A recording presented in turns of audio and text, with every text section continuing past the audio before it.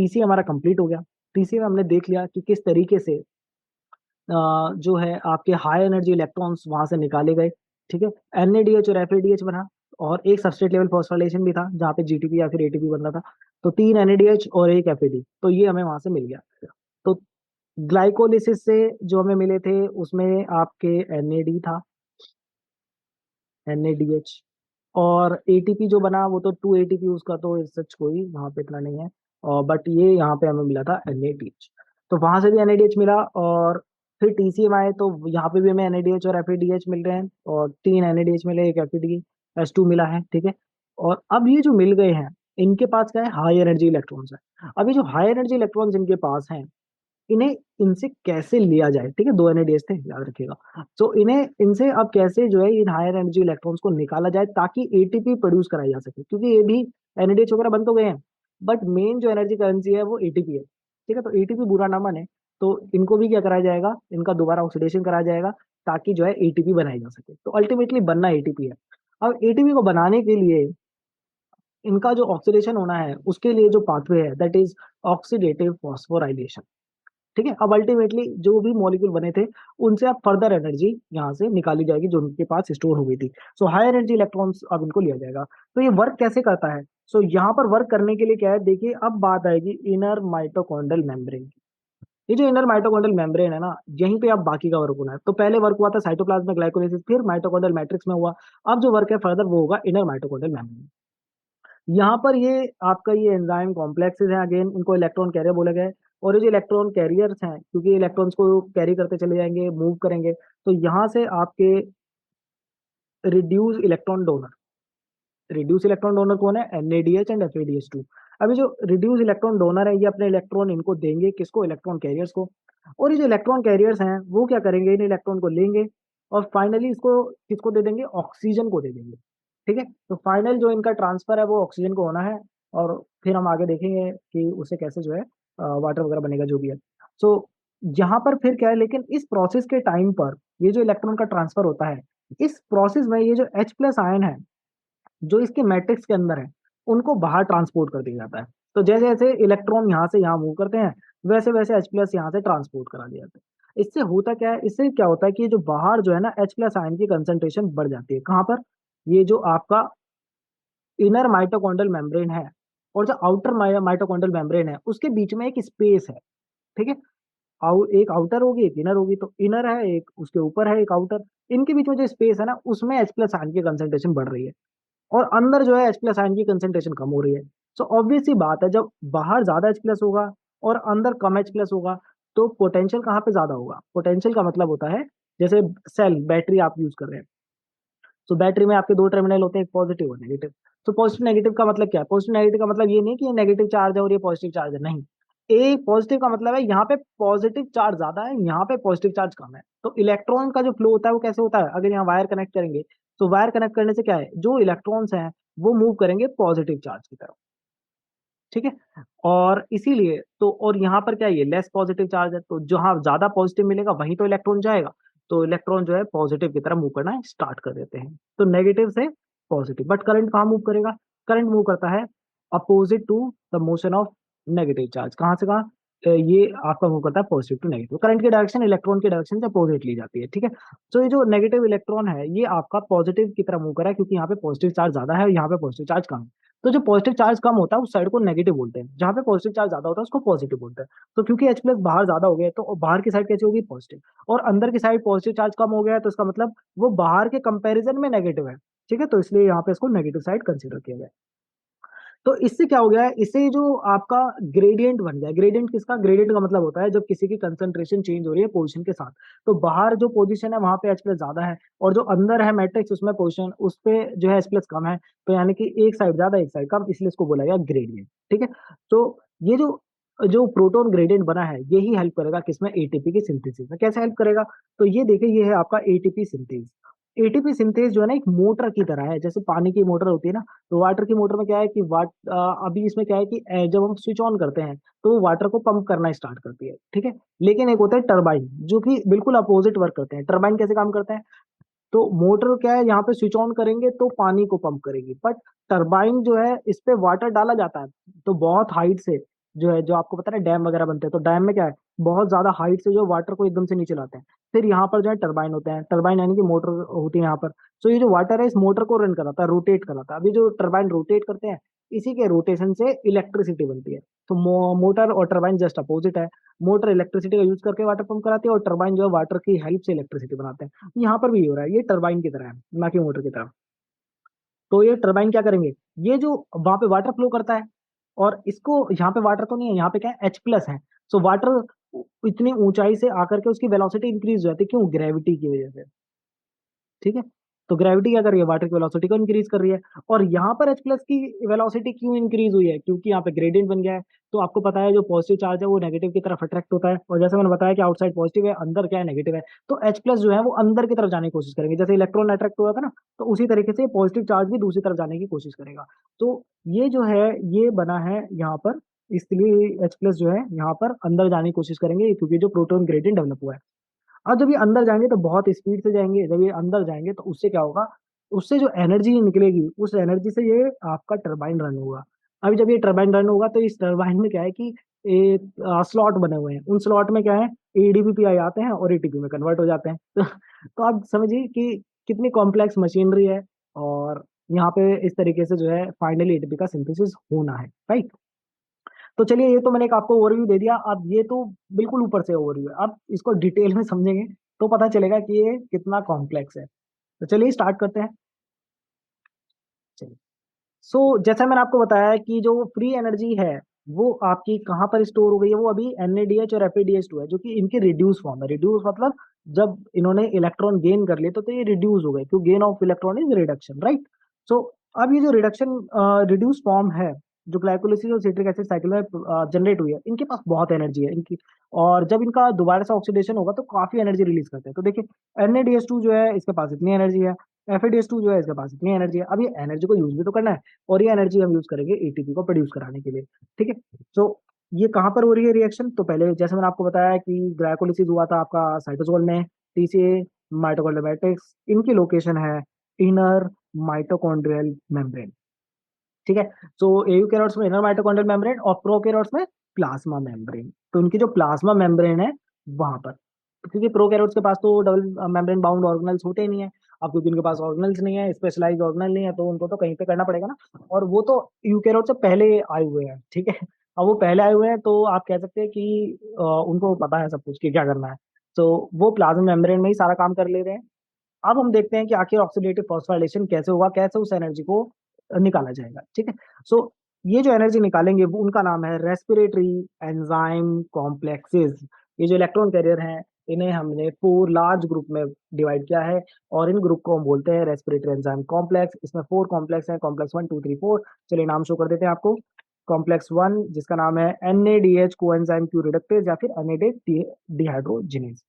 फिर इसके बाद है succinate coenzyme Q reductase, coenzyme Q cytochrome C reductase. ये इन्हीं के नाम के ऊपर है कि कौन किसको रिड्यूस कर रहा है। ठीक है, तो उसी के ऊपर यहाँ पे बताया गया है। और इसके बाद है साइटोक्रोम सी ऑक्सीडेज। तो ये आपके 4 कॉम्प्लेक्स हैं। कैसे फाइंड आउट किया, माइटोकॉन्ड्रिया को ये आप देख सकते हैं, जो माइटोकॉन्ड्रिया है इसको ट्रीटमेंट दिया गया विज डिजिटोनिन। वो इसको पूरी तरीके से ओपन अप कर देगा। ये आउटर मेम्ब्रेन के फ्रेगमेंट्स हैं जिनको डिस्कार्ड कर दिया गया है। बट ये जो इनर मेम्ब्रेन्स हैं, इनके जो फ्रेगमेंट है, ठीक है, ये ऑस्मोटिक रप्चर के थ्रू आपके पास आए हैं। इन्हीं के अंदर ये आपके 4 कॉम्प्लेक्सेज हैं। ठीक है।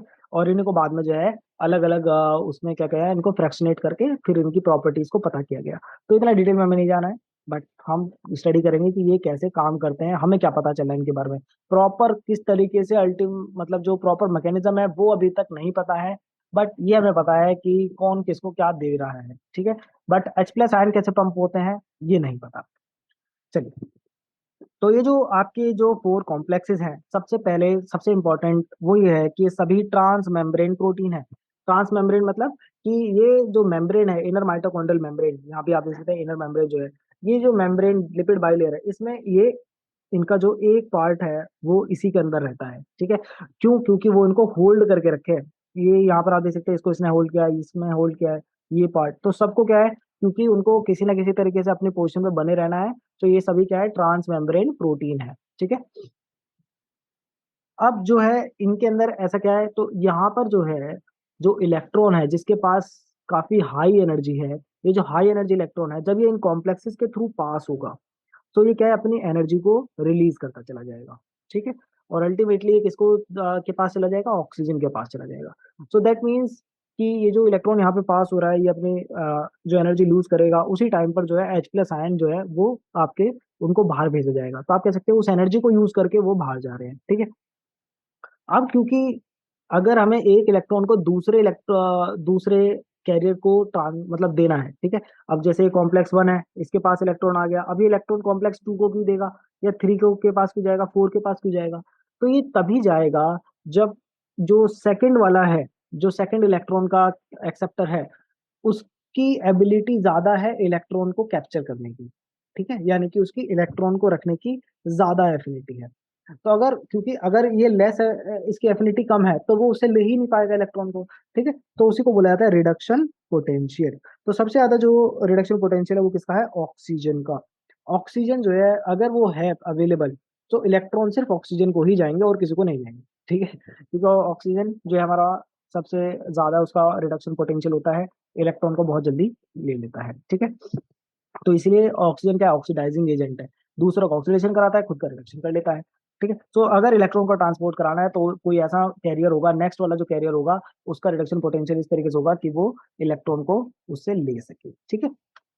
सो ये जो रिडक्शन पोटेंशियल है इलेक्ट्रॉन कैरियर्स का, ये फेवर करता है क्या, unidirectional electron flow. Uni direction क्यों है, क्योंकि जो नेक्स्ट इलेक्ट्रॉन कैरियर है उसके आप उसको ज्यादा एबिलिटी है उसकी, उस इलेक्ट्रॉन के लिए ग्रेटर एफिनिटी है, तो वो क्या करेगा, उससे ले लेगा। फिर जो नेक्स्ट आएगा क्योंकि उसकी एफिनिटी ज्यादा, तो उससे ले लेगा। तो इलेक्ट्रॉन एक ही डायरेक्शन में फ्लो करेगा। ठीक है। सो NADH और FADH से अल्टीमेटली ऑक्सीजन को ही जाएगा। अभी जो कॉम्प्लेक्स 1 2 3 है, इनको हम बोलते हैं रेस्पिरेज जोन। ठीक है। तो क्योंकि ये एक बड़े लार्जर सुपर मॉलिक्यूलर कॉम्प्लेक्स का पार्ट है। तो ये हो गया हमारा बेसिक।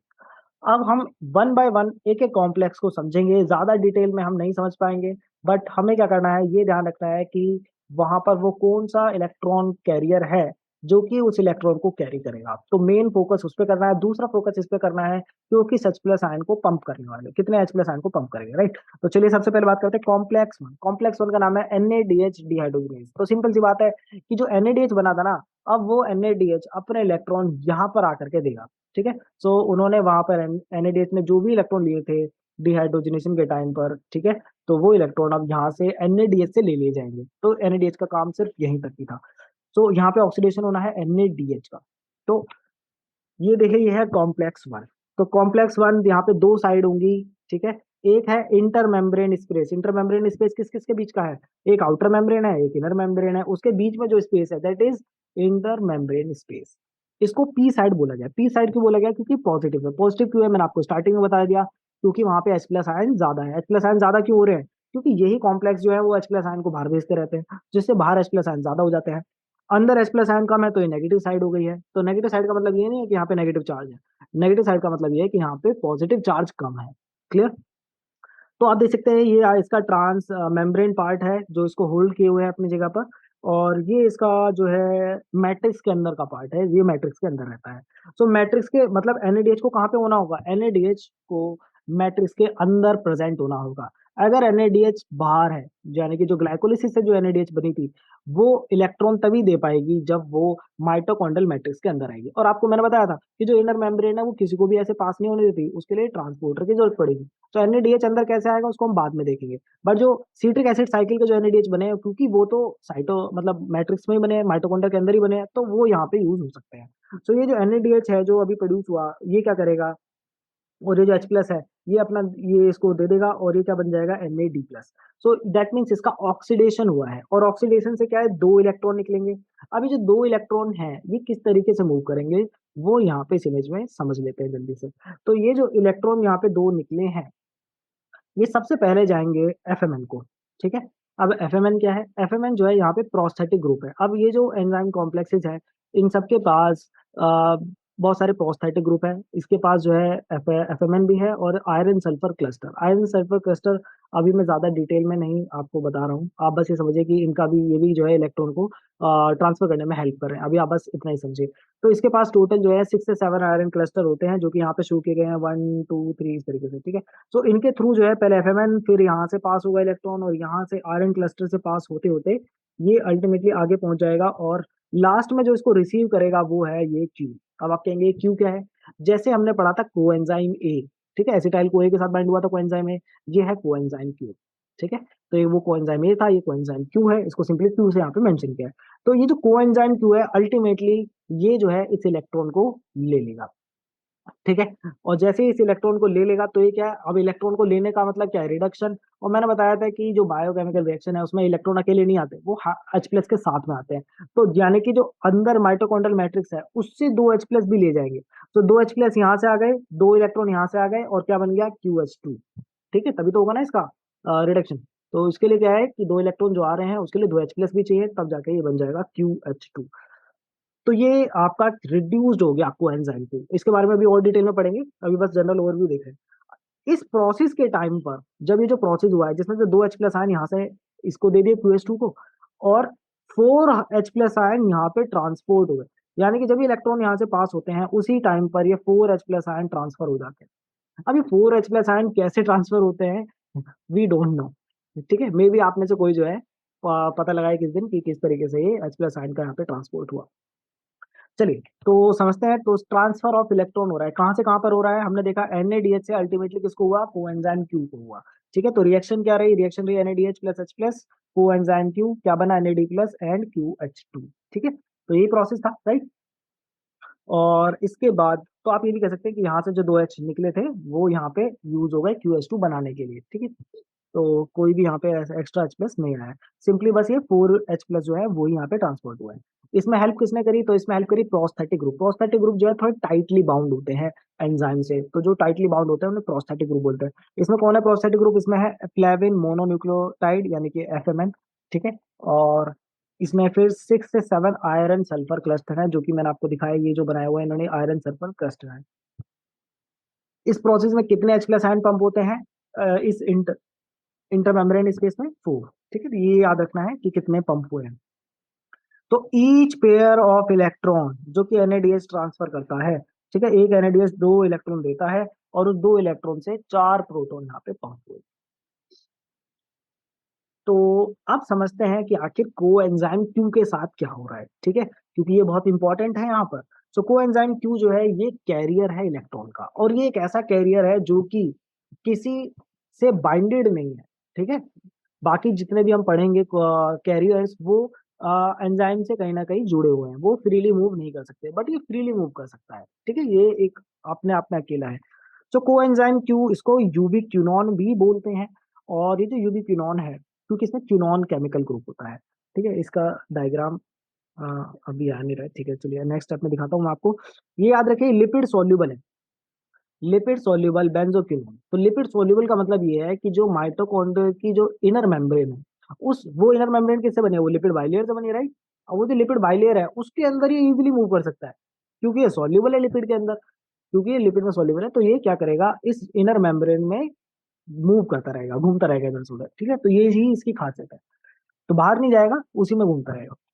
अब इसकी 3 जो है रिडॉक्स स्टेट है, रिडॉक्स मतलब ऑक्सीडेशन और रिडक्शन स्टेट है इसकी 3। कौन कौन सी है, सबसे पहली है इसकी fully oxidize state. Fully oxidize state में इसको बोलते हैं हम यूबी क्यूनॉन, सिर्फ क्यू से रिप्रेजेंट करना है, इसके पास कोई ऐसा इलेक्ट्रॉन नहीं है, बल्कि ये रेडी है इलेक्ट्रॉन को लेने के लिए, यानी कि रिड्यूस होने के लिए रेडी है। फिर अगर इसका पार्शियल रिडक्शन होगा तो ये बना लेगा QH, और इसको बोलते हैं सेमी क्यूनॉन। और फुल्ली रिड्यूस फॉर्म में बनेगा QH2, जो कि यहाँ पे हमारा बना था भी, ठीक है। और इसको बोलते हैं यूबी क्यूनॉल, जब ये फुल्ली रिड्यूस हो जाता है, ठीक है। यहाँ पर देखिए, तो ये है आपका यूबी क्यूनॉल। तो ये फुल्ली ऑक्सीडाइज है इस समय पर, ठीक है। अब यहाँ पर अगर इसको एक इलेक्ट्रॉन देंगे तो एक H+ भी देना पड़ेगा, और इस टाइम पे बन जाता है सेमी क्यूनॉल रेडिकल, ठीक है। तो ये रेडिकल की फॉर्म ले लेता है, और इसके बाद अगर इसे एक और इलेक्ट्रॉन दे दे तो ये बन जाता है यूबी क्यूनॉल, यानी कि फुल्ली रिड्यूस फॉर्म।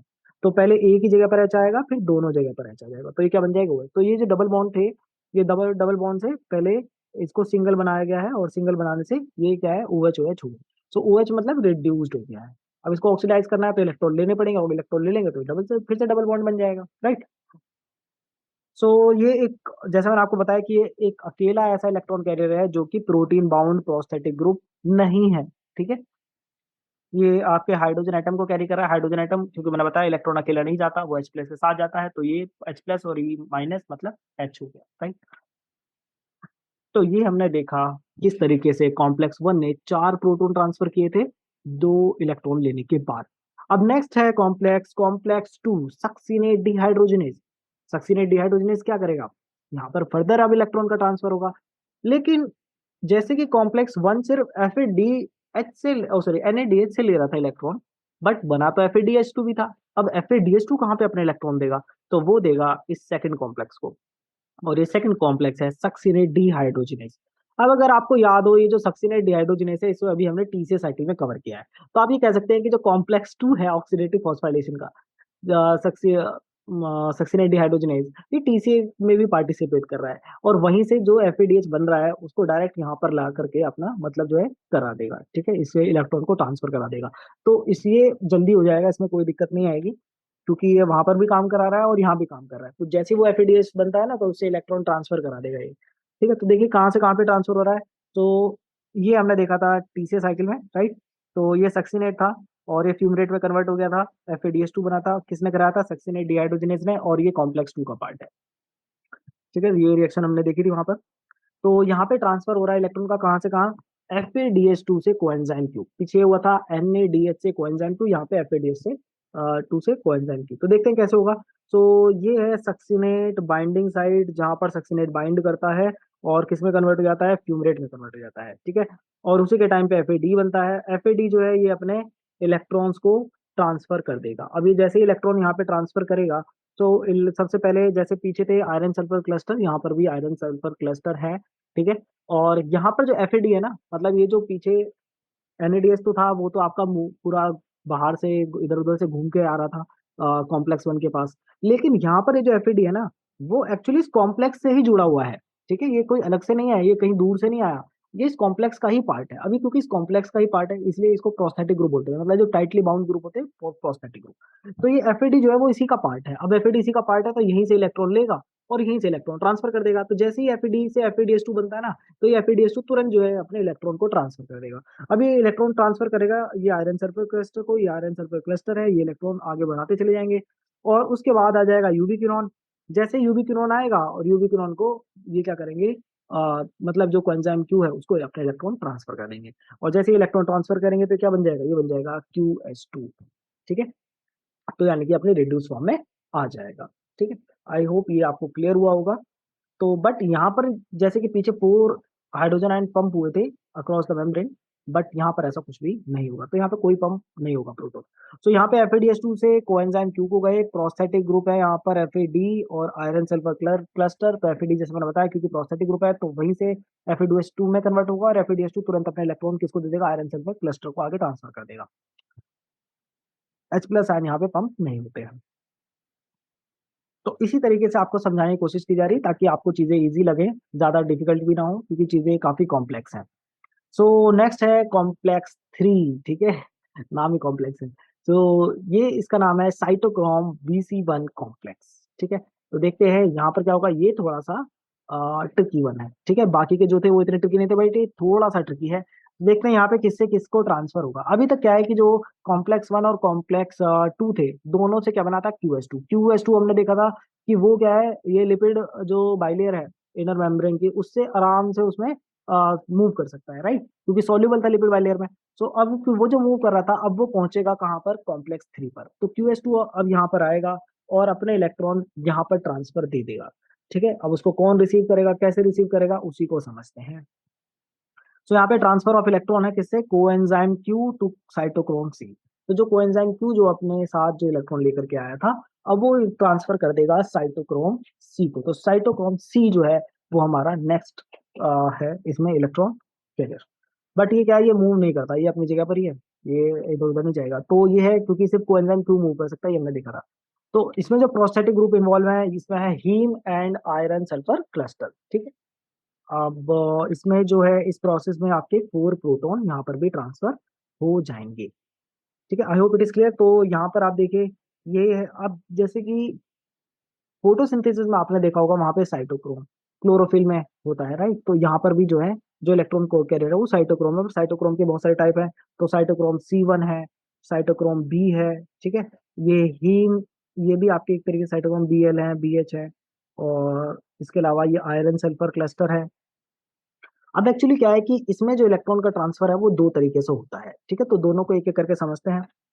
तो इस इमेज से तो नहीं, इस इमेज से आपको क्लियर होगा कि किस तरीके से इलेक्ट्रॉन ट्रांसफर हो रहे हैं, ठीक है। तो दो पाथवे इन्वॉल्व है इसमें। फर्स्ट है ये आपका रिस्की FPS सेंटर के थ्रू, और दूसरा है साइटोक्रोम B के थ्रू। तो दोनों पाथवे को समझेंगे कि किस तरीके से दोनों पाथवे से इलेक्ट्रॉन का ट्रांसफर होता है, ठीक है। तो सबसे पहले ये देखिए, ये जो QS2 है ये आया यहाँ पर डिफ्यूज होकर के, ठीक है। अभी दो स्टेज में होता है, ठीक है, एक ही स्टेज में नहीं, दो स्टेज में ये प्रोसेस है। तो सबसे पहले QS2 जो यहाँ पर आया है ये जाएगा कॉम्प्लेक्स 3 के पास। और कॉम्प्लेक्स 3 में जब ये जाएगा तो ये यहाँ पर आकर के अपने इलेक्ट्रॉन्स को रिलीज कर देगा। अभी जो अपने इलेक्ट्रॉन को रिलीज करेगा, जैसे मैंने बताया कि इसके दो पाथवे हैं, ठीक है। एक आयरन सल्फर क्लस्टर से होके जाएगा और दूसरा साइटोक्रोम B से होके जाएगा। तो सबसे पहले ये जो ऊपर की तरफ जो इलेक्ट्रॉन जा रहा है ये जा रहा है आपका आयरन सल्फर सेंटर से, ठीक है। तो ये सबसे पहले कहाँ पे पहुंचा, ये आयरन सल्फर सेंटर पे पहुंचा। अब ये जो आयरन सल्फर सेंटर है ये फर्दर इलेक्ट्रॉन किसको ट्रांसफर कर रहा है, ये ट्रांसफर कर रहा है आपके साइटोक्रोम C को। साइटोक्रोम C में क्या होगा, इसमें हीम ग्रुप होता है, ठीक है, उसको हीम C1 बोला जाए। अब साइटोक्रोम C1 जो है वो अपने इलेक्ट्रॉन फिर ट्रांसफर करेगा किसको, साइटोक्रोम C को। तो अल्टीमेटली जो है इलेक्ट्रॉन किसको आ गया है, साइटोक्रोम C1 को। तो सबसे पहले QS2 ने दिए आयरन सल्फर क्लस्टर जो है उसको दिया। फिर ये पहुंचा आपका नेक्स्ट स्टेप में पहुंचा साइटोक्रोम C1 के हीम ग्रुप को, और फाइनली ये पहुंच गया साइटोक्रोम C को, ठीक है। तो एक पाथवे ही हो गया। दूसरा पाथवे जो है इलेक्ट्रॉन ट्रांसपोर्ट का, वो देख सकते हैं डाउनवर्ड डायरेक्शन में। अब डाउनवर्ड डायरेक्शन में जो जा रहा है यहाँ पर जो है वो है साइटोक्रोम B, ना कि साइटोक्रोम C। साइटोक्रोम C ऊपर था, ये B है। तो यहाँ पे साइटोक्रोम B के अंदर क्या है, हीम Bl और हीम BH है, ठीक है। तो सबसे पहले ये Bl को दिया जाएगा। Bl की लोअर एफिनिटी है इलेक्ट्रॉन के लिए और BH की हायर एफिनिटी है। तो L और H का मतलब है लो एंड हायर एफिनिटी। तो सबसे पहले जो इलेक्ट्रॉन है, ये इलेक्ट्रॉन गया है इसको, ये कौन है, ये है हीम Bl यानी कि साइटोक्रोम Bl। तो ये जो साइटोक्रोम Bl है इसकी लोअर एफिनिटी है इलेक्ट्रॉन के लिए, तो ये क्या करेगा, ये BH को ट्रांसफर कर देगा, उसकी हायर एफिनिटी है, मतलब इससे ज्यादा, ठीक है। वैसे तो साइटोक्रोम Bl की Q से ज्यादा ही है, तभी वो उससे इलेक्ट्रॉन ले पाया है, ठीक है। बट इन दोनों के बीच का कंपैरिजन है लो हाई का, ये Q के साथ कंपैरिजन नहीं है। तो पहले QS2 से आया Bl के पास, Bl से जाएगा फिर BH के पास, और BH के बाद जाने के बाद अगेन ये जाएगा किसके पास, Q के पास, ठीक है। सो अल्टीमेटली इलेक्ट्रॉन दोबारा से किसको दिया गया है, Q को। बट अब Q को एक ही इलेक्ट्रॉन मिला है, दो इलेक्ट्रॉन नहीं दिए, कितने दिए, एक इलेक्ट्रॉन यहाँ पे इसको दे दिया। एक इलेक्ट्रॉन लेने से ये क्या बन गया है, ये बन गया है, ये आपका पार्शियली ऑक्सीडाइज हुआ है। तो हमने देखा था ना, या तो फुल्ली ऑक्सीडाइज या पार्शियली ऑक्सीडाइज या फिर फुल्ली रिड्यूस्ड। तो पार्शियली ऑक्सीडाइज रिड्यूस जो होता है तो उसको सेमीक्यूरॉन बोला था हमने। तो सेमीक्यूरॉन यहाँ पे बन गया है। अब ये सेमीक्यूरॉन है, ये रेडिकल है, और रेडिकल अच्छी बात तो है नहीं, क्योंकि कोई रेडिकल प्रोड्यूस हो तो इसको हमें करेक्ट करना पड़ेगा। इसके लिए हम जाएंगे स्टेज 2 में। चलिए तो स्टेज 2 में बात करते हैं। तो अच्छा, इस प्रोसेस में क्या है, जब ये दो इलेक्ट्रॉन देता है ना, तो क्योंकि ये तो QH2 है, तो QH2 है इसका मतलब दो इलेक्ट्रॉन देगा तो दो H प्लस भी देगा। तो यही जो दो H प्लस है ये ट्रांसफर हो जाएंगे कहाँ, इंटर मेम्ब्रेन स्पेस में। चलिए स्टेज 2 की बात करते हैं। अब स्टेज 2 में पहला QS2 तो यहाँ पर आया था, अभी दूसरा QS2 आएगा। और जब दूसरा QS2 आएगा तो अगेन वही प्रोसेस चलेगा। अगेन क्या है, ये QS2 दो इलेक्ट्रॉन निकालेगा, एक इलेक्ट्रॉन ऊपर जाएगा, ठीक है। और पहले आयरन क्लस्टर को जाएगा, फिर ये साइटोक्रोम C1 को जाएगा, फिर साइटोक्रोम C से फाइनली जाएगा साइटोक्रोम C को, C1 से C को, ठीक है।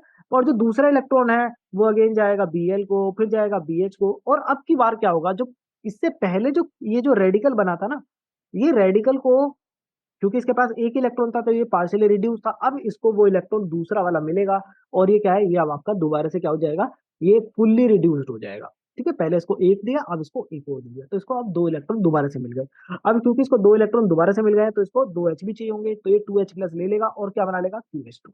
अब ये QH2 फिर से पार्टिसिपेट करेगा, ठीक है। सो ओवरऑल रिएक्शन अगर हम देखें तो दो QH2 आए थे, एक QH2 ये आया, एक QH2 ये आया, और एक QH2 यहाँ से निकल गया। इसका मतलब एक ही QH2 दिया था, ठीक है। तो एक्चुअली क्या है, ये दो स्टेप में हो रहा है। तो दो स्टेप में दो QH2 आए तो थे, लेकिन एक QH2 वापस से बन गया, इसका मतलब एक ही QH2 से पूरी रिएक्शन हुई है।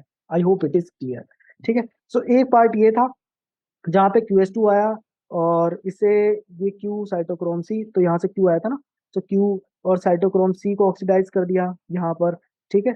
और उसके बाद क्या मिला हमें, यहाँ से मिला एक Q तो एज इट इज निकल गया था तो वही आ गया, एक रेडिकल बना था वही आ गया, और इससे 2H+ आयन ट्रांसफर हुए तो वही हो गए, और ये हो गया साइटोक्रोम C रिड्यूस, तो ऑक्सीडाइज से रिड्यूस।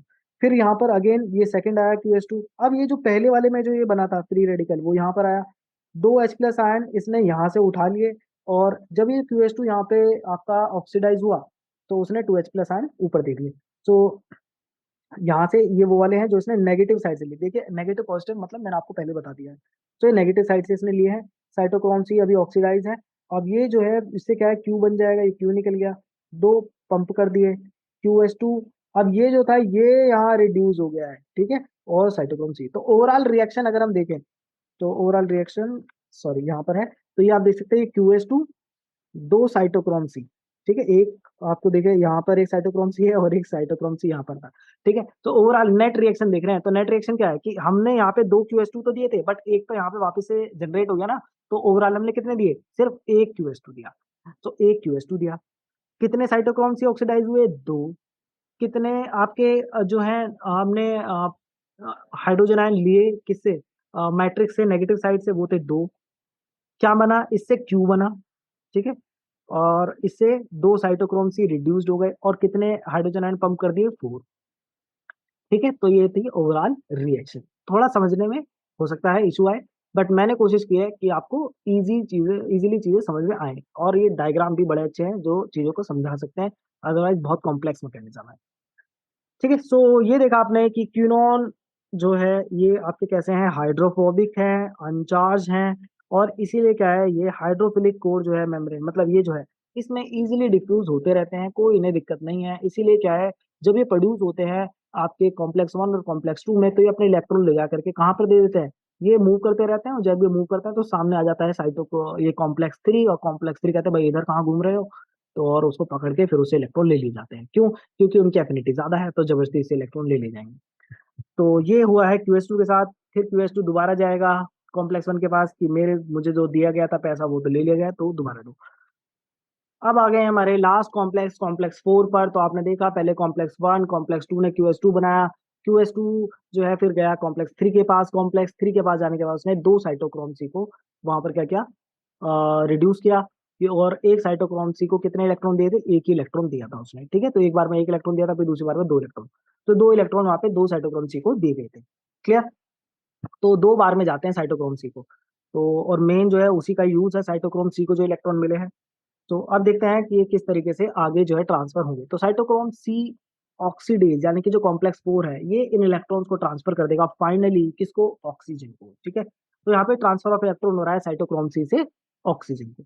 अभी जो साइटोक्रोम C से ऑक्सीजन को इलेक्ट्रॉन ट्रांसफर हो रहा है इसके लिए प्रोस्थेटिक ग्रुप चाहिए, तो यहाँ पर जो प्रोस्थेटिक ग्रुप है वो कौन है, वो है यहाँ पे दो हीम ग्रुप, और ये हीम ग्रुप है heme A and heme A3, ये हीम ग्रुप होते हैं ये साइटोक्रोम में, तो साइटोक्रोम A एंड A3 आप इनको बोल सकते हैं। इसके अलावा यहाँ पर आपके 3 कॉपर आयन, अभी जो 3 कॉपर आयन है इनको दो कॉपर सेंटर में डिस्ट्रीब्यूट किया है, एक है कॉपर सेंटर ए, एक है copper centre B. Copper centre A में दो होते हैं, और कॉपर सेंटर बी में एक कॉपर आयन होता है, ठीक है। तो ये जो कॉपर आयन है ये हेल्प करेगा वाटर के फॉर्मेशन में। इसके अलावा यहाँ पर जो H+ आयन जो पंप होंगे वो है ओवरऑल 2, तो दो प्रोटोन यहाँ पे पंप हो जाएंगे, ठीक है। सो आपने देखा कि जो NaDH है, NaDH उससे कितने इलेक्ट्रॉन आए थे, उसने अपने दो इलेक्ट्रॉन ट्रांसफर किए किसको, QS2 को। QS2 आया किसके पास, कॉम्प्लेक्स 3 के पास, कितने इलेक्ट्रॉन ट्रांसफर करे, दो इलेक्ट्रॉन। कितने साइटोक्रोम रिड्यूस किए, दो साइटोक्रोम। अभी जो आपके साइटोक्रोम C हैं अब वो यहाँ पर आएंगे और अपने क्या है इलेक्ट्रॉन्स को देंगे। अभी देखिए यहाँ पे 4 लिखा है, बट 4 का क्यों लिखा है ये मैं भी आपको आगे बताऊंगा, बट अभी आप समझिए कि दो इलेक्ट्रॉन है। सो दो इलेक्ट्रॉन जो है वो किसको जाएंगे, सबसे पहले जाएंगे इस कॉपर सेंटर ए को। जब ये दो इलेक्ट्रॉन कॉपर सेंटर ए को जाएंगे तो कॉपर सेंटर ए में कितने, दो कॉपर आयन है, दो, ठीक है ना। इसके बाद ये ट्रांसफर करेगा किसको, आयरन कॉपर सेंटर, यानी कि ये साइटोक्रोम ए, और उसके बाद ये जाएंगे ये आपका साइटोक्रोम A3 है, और इसके बीच में ये भी आएगा ये आपका कॉपर सेंटर बी। तो कॉपर सेंटर बी और हीम A3 एक तरीके से जुड़े हुए हैं, ठीक है ना। और जैसे ही यहाँ पे इलेक्ट्रॉन आएगा तो ये ऑक्सीजन आएगी, कितने इलेक्ट्रॉन आ रहे हैं, दो। दो इलेक्ट्रॉन किसको दिए जाएंगे, एक ऑक्सीजन को। अब एक ऑक्सीजन तो लिख नहीं सकते इसलिए इसको क्या लिखा है, हाफ O2, ठीक है ना। हाफ O2 मतलब क्या है, एक ऑक्सीजन। एक ऑक्सीजन कितने इलेक्ट्रॉन ले सकती है, जितनी उसकी वैलेंसी है, कितने उसकी वैलेंसी, दो, तो दो ही इलेक्ट्रॉन ले पाएगी। अब दो इलेक्ट्रॉन, खाली दो इलेक्ट्रॉन तो लेगी नहीं, ठीक है, उसके साथ क्या है, H प्लस भी चाहिए। ये तो खासियत है बायोकेमिकल रिएक्शन की, जब भी इलेक्ट्रॉन जाते हैं तो 2 H प्लस साथ में लेके जाते हैं। तो 2 H प्लस कहाँ से ले जाएंगे, ये ले जाएंगे मैट्रिक्स साइड से, यानी कि नेगेटिव साइड से। अभी 2 H प्लस यहाँ से आएंगे, 2 इलेक्ट्रॉन यहाँ से आएंगे, और क्या बन जाएगा, वाटर मॉलिक्यूल बन जाएगा, H2O, राइट। अब एक्चुअली में है क्या कि हाफ O2 कुछ होता नहीं है, ये बस आपको सिंप्लीफाई करके बताने के लिए कोशिश की गई है कि यहाँ से जो आपके 2 इलेक्ट्रॉन आए थे, वो 2 इलेक्ट्रॉन साइटोक्रोम सी को गए, 2 साइटोक्रोम सी से क्या हुआ, H2O बन गया। बट H2O तो तब बनेगा ना जब ऑक्सीजन आएगी, ऑक्सीजन तो आ नहीं रही है, क्या आ रही है, हाफ O2 कुछ होता नहीं है। इसका कहने का मतलब ये है कि आएगी तो ऑक्सीजन ही, बट ऑक्सीजन तब आएगी जब उसको कितने इलेक्ट्रॉन मिलेंगे, 4। ठीक है, एक ऑक्सीजन को 2 चाहिए तो चार, 2 ऑक्सीजन को 4 चाहिए।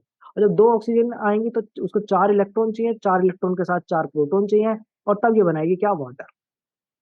और कितने बनाएगी, 2 वाटर बनाएगी। ठीक है, तो 2, तो कहने का मतलब 4 इलेक्ट्रॉन चाहिए, तो इसका इसीलिए यहाँ पे लिखा है 4 साइटोक्रोम सी, क्योंकि एक साइटोक्रोम सी के पास एक इलेक्ट्रॉन है, तो 4 के पास कितने होंगे, 4 इलेक्ट्रॉन। और जब ये 4 इलेक्ट्रॉन जाएंगे तब आपके 2 वाटर मॉलिक्यूल बनेंगे। ठीक है ना, तो उसी चीज को यहाँ पे शो किया गया है कि सिर्फ 2 इलेक्ट्रॉन से नहीं बनेगा वाटर, 4 इलेक्ट्रॉन चाहिए, तो 2 बार आएंगे तब बनाएंगे। ठीक है, सो ओवरऑल रिएक्शन को अगर आप देखें तो ओवरऑल रिएक्शन क्या है, 2 साइटोक्रोम सी, 4 नेगेटिव साइड से प्रोटॉन। 4 क्यों है, 2 तो substrate as a substrate use हो गए वाटर बनाने के लिए, और 2 पंप कर दिए गए। हाफ ऑक्सीजन, 2 साइटोक्रोम सी क्या हो गए, ऑक्सीडाइज, मतलब लॉस कर दिए इलेक्ट्रॉन, 2 प्रोटॉन बन गए, और ये मतलब 2 प्रोटॉन पॉजिटिव साइड भेज दिए, और ये आपका वाटर बन गया। ठीक है, तो ये था आपका कॉम्प्लेक्स 4। मैंने बहुत इजी करके समझाने की कोशिश की है कि किस तरीके से इलेक्ट्रॉन का ट्रांसफर हो रहा है। होपफुली हमें भी कोई समझाता है ऐसे, ठीक है। बट सभी टीचर अपनी तरफ से बेस्ट करने की कोशिश करते हैं, हम भी, मैं भी कोशिश कर रहा हूँ कि बेस्ट ही हूँ। बट ये तो है कि कितना जो है हम बच्चे समझ पाते हैं इन चीज़ों को, ठीक है, तो उसी से ही है। तो अगर आप लोगों को ये चीज़ समझ में आ रही है, इसका मतलब मैं अच्छा कर रहा हूँ, लेकिन अगर आप लोगों को समझ में नहीं आ रही है, इसका मतलब मैं फेल हो रहा हूँ, राइट। तो चलिए, तो ये हो गया आपका कॉम्प्लेक्स 1, 2, 3 एंड 4, अल्टीमेटली किस तरीके से इलेक्ट्रॉन का ट्रांसफर यहाँ पर हुआ है। ठीक है, चलिए आगे बढ़ते हैं। सो अब देखते हैं कि ओवरऑल एक्चुअली में क्या हुआ। तो प्रॉपर मैकेनिज्म पूरा एक बार ओवरऑल देख लेते हैं। तो देखिए क्या हुआ था, पहले आपका था कॉम्प्लेक्स 1। कॉम्प्लेक्स 1 को किसने दिया, NADH ने क्या बना लिया, NAD प्लस, मतलब अपना क्या करा लिया, ऑक्सीडेशन। ऑक्सीडेशन मतलब loss of electron, loss of electron हो गया। लॉस ऑफ इलेक्ट्रॉन करने के बाद इसने जो है ट्रांसफर कर दिए आगे, और फिर यहाँ पर आयरन सल्फर क्लस्टर FeD वगैरह, और इन्होंने लास्ट में किसको दे दिया, क्यू को दे दिया, राइट। कोएंजाइम क्यू ने 2H प्लस लेकर के और 2 इलेक्ट्रॉन लेकर के QS2 बना लिया। इस प्रोसेस में 4 प्रोटॉन ट्रांसफर हुए, 4H प्लस। फिर ये QS2 यहाँ से मूव करता चला गया लिपिड बाइलेयर में, इजीली डिफ्यूज हो जाता है। यहाँ पर सक्सीनेट से फ्यूमरेट हुआ TCA साइकिल के अंदर, जिसके बाद जो इलेक्ट्रॉन है FeD को ट्रांसफर किए गए। FeD ने फर्दर फिर आयरन सल्फर क्लस्टर को ट्रांसफर कर दिए, उन्होंने अल्टीमेटली Q को ट्रांसफर कर दिया, और ये बन गया QS2। तो 2 QS2 यहाँ से आए, और ये जो QS2 है फिर ये जाएंगे कॉम्प्लेक्स 3 के पास, और कॉम्प्लेक्स 3 क्या करेगा, 2H प्लस आयन को ले लेगा। ठीक है, क्योंकि हमने देखा था कि ये 2 लेने के बाद एक QS2 बना देता है, राइट। और इसके बाद यहाँ पे अल्टीमेटली यहाँ पर भी 4H प्लस आयन का जो है ट्रांसफर हुआ था। तो 4H प्लस आयन यहाँ पर आपके बाहर चले गए, और ये आपका साइटोक्रोम सी। अभी जो साइटोक्रोम सी है, ऐसे 2 साइटोक्रोम सी, क्योंकि एक QS2 से 2 इलेक्ट्रॉन निकलते हैं, इसके पास एक ही है, तो ये इसको 2 को ट्रांसफर किया। ठीक है, प्रॉपर मैकेनिज्म जो है स्टेज 1 स्टेज 2 मैं आपको पहले ही बता चुका हूँ। अल्टीमेटली फिर यहाँ पर आ जाएगा कॉम्प्लेक्स 4। कॉम्प्लेक्स 4 क्या करेगा, यहाँ पर इन इलेक्ट्रॉन्स को लेकर के वाटर मॉलिक्यूल प्रोड्यूस कर देगा, और 2H प्लस आयन यहाँ पर भी ट्रांसफर हो गए। ठीक है, सो एक QS2 जो मूव किया है, उस एक QS2 से 4H प्लस यहाँ पर, 4H प्लस यहाँ पर, और 2H प्लस यहाँ पर, तो कितना हो गया टोटल, 10 प्रोटॉन।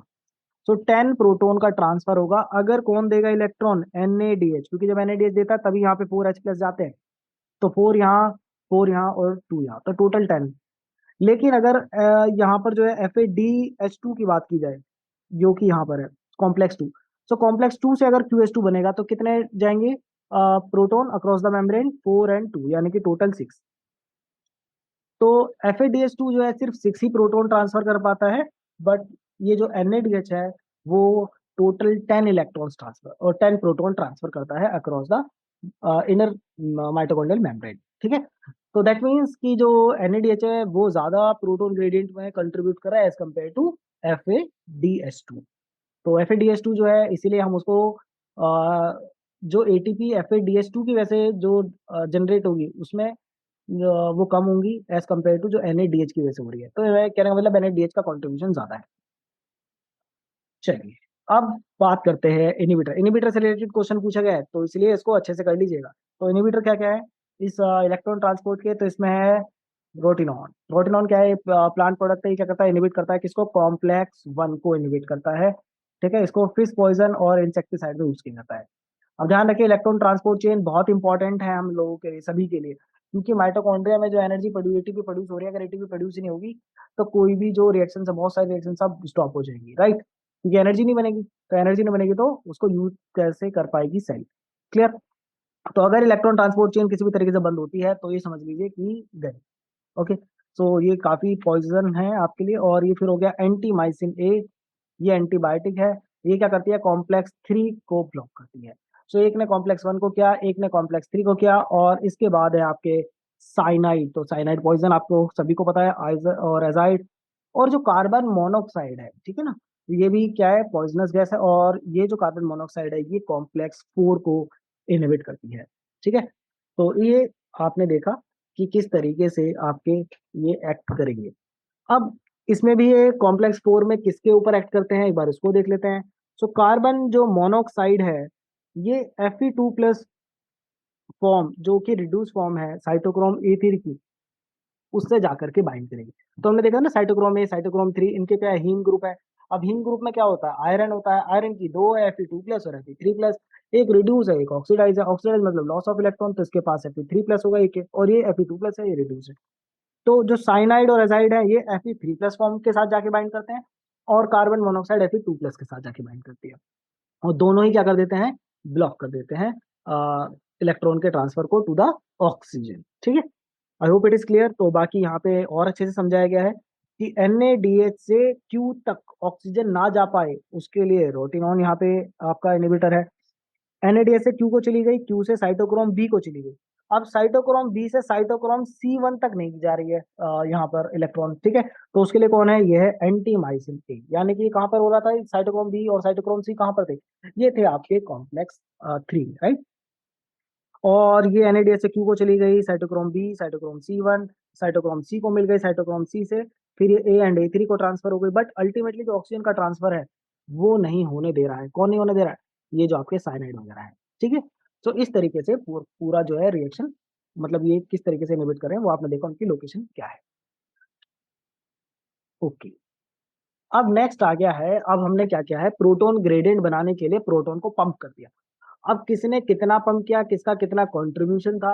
अब उस प्रोटोन के पंप होने से ये तो हमने देख लिया कंट्रीब्यूशन किसका है, NADH का ज्यादा है और FeDH2 का कम है। बट उस प्रोटोन पंप करने से हुआ क्या मेम्ब्रेन के साथ, उसको अब हमें समझना है। तो यहाँ पर देखिए कि जो हमने जो पंप कराए हैं, कितने पंप कराए हैं? टोटल 10H+ आयन हमने पंप कराए।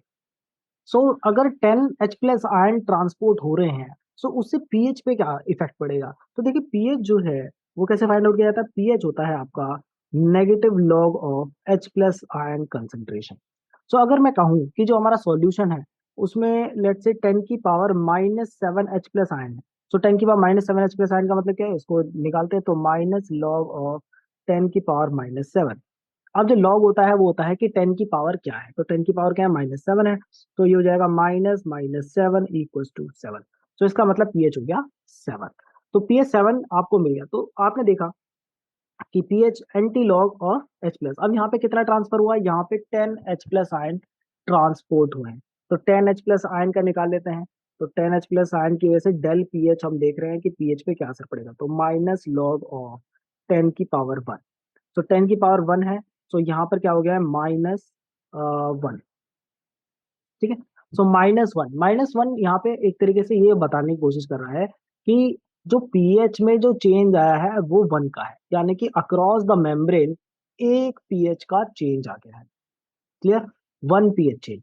इसी तरीके से अगर इसके अभी टाइम्स में होता है, ऐसा नहीं है कि अगर 20H+ चले जाएंगे तो ये जो पीएच है ये आपका इसका मतलब दुगना हो जाएगा, 2 पीएच का चेंज हो जाएगा, ऐसा नहीं।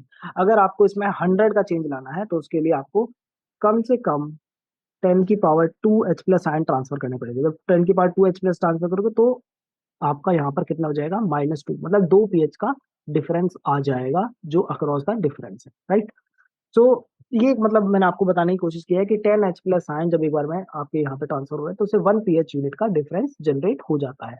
अब ये जो पीएच का ग्रेडियंट यहाँ पे बना है, ठीक है, पीएच का ग्रेडियंट तो बना है क्योंकि H+ आयन एक तरफ ज्यादा हो गए, एक तरफ कम हो गए। अब उसके डिफरेंस की वजह से जो पीएच बाहर है और जो अंदर है उसमें 1 pH का डिफरेंस है। अभी जो 1 pH का डिफरेंस है यही कंट्रीब्यूट करेगा किसमें, आपके इलेक्ट्रिक पोटेंशियल में। इलेक्ट्रिक पोटेंशियल क्या है?